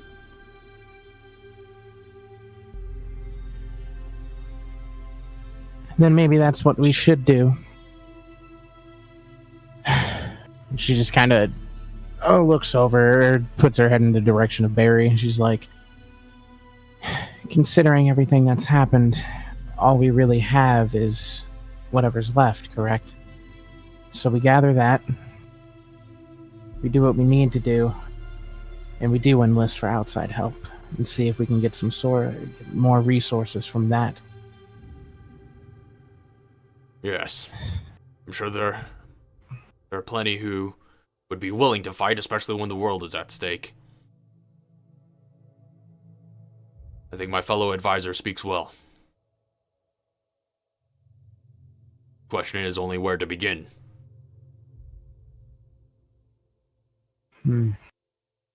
What's the name of Emil's thing again? Greenhouse Solutions? Greenhouse Solutions. That's where we begin. The pharmaceutical company. Just like Umbrella. I'm not sure I take your meaning. They're doing the same thing that Umbrella did to start all this. They're working with the manifold. We have heard your accusations on record before, but investigations have not turned up anything fruitful. I beg to differ. I know what happened. I know who's behind all that. That's where we cut them off. Stop the... We stopped Stop their a partner. advancement. We get there, we get what we need to make a full front attack on Walker. But we must cut that head off.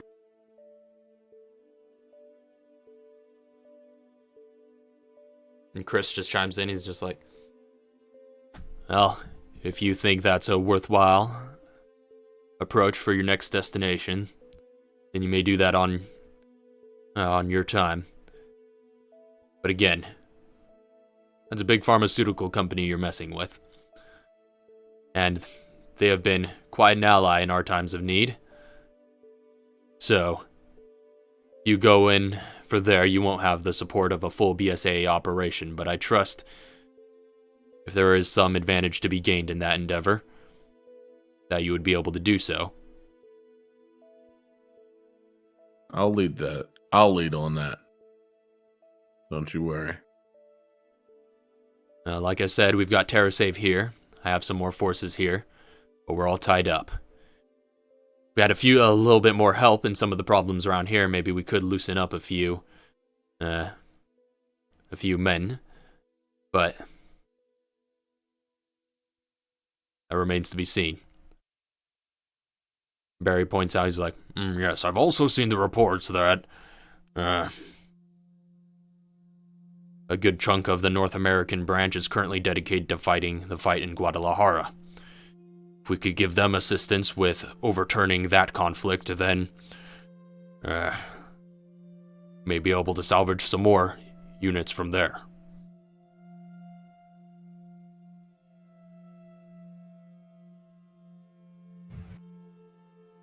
I kind of look at Katara, and I say, or I just like kind of, just like mumble to her to where she can understand me, but it's not going over.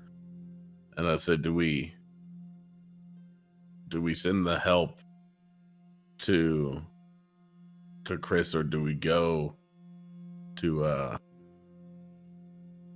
and help get the forces out of, what's it called, Guadalajara? Guadalajara, yeah, it's a city in Mexico.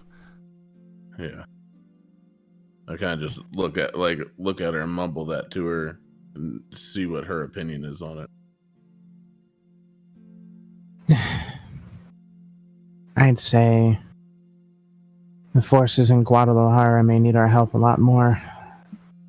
And not that anything in Kijuju is not serious, but hearing about the whole environmental change out there too, I feel like that place and those soldiers need our help. And if we can get that done, get that settled, get some forces, then head out to Kijuju, I think that would be the best. I feel like that would be the best bet, or a good start. I said, well, you're in luck then. We're going to go right out to Guadalajara, and we're going to help. We're going to get that under control and get our men out of there. That's our first action. Second, we're going to get you some forces down there, Chris, and help out there. And then I'll worry about my end of the bargain. Very well. Sounds like a good course of action. Acting head. Thank you. Barry points out, he's just like, well, seems we at least have an immediate next course. Of course, if there are any manifold activity in any of these other regions, I trust each of you will report it. But I should note that right now we're at a severe disadvantage. The Manifold is enacting a plan that has gone under our noses all these years, which means they've had a lot of prep time, and we have very little intel. So be sure to report any intel any of you can get your hands on. That's my recommendation. Thank you, Mr. Burton. Indeed, those should be our marching orders for now.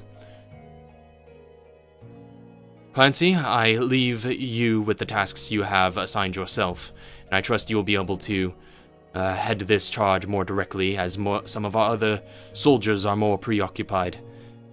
Gather your forces and fight back against the Manifold. Meanwhile, the rest of us shall stay vigilant and report any Manifold activity and contribute forces and aid where you are able. This conference is adjourned for now. But stay in touch. And with that, all of the holograms begin to fade. And you have your next course of action. That is where we're going to end tonight's session. So, that was a much needed sort of calmer episodes after those last handful of events. But thank you all very much for watching. Now, I think the stream might have been having some trouble, because I did see, I think it restarted at one point because I got another notification. Really? Yeah. somewhere in the middle there, but thankfully the recording is continuous, so that might have been a bit of a mess of a stream, but at least it will be going up as a VOD and whatnot. So thank you all very much for watching. Isolation. Yeah. Killer on the internet. And we'll be back next time picking up to see where the party goes from here. Till then, we'll see you all later. Peace. Squared. Have a good night. God bless. Good night, sweet dreams, all the good things. Stay safe. Stay at home.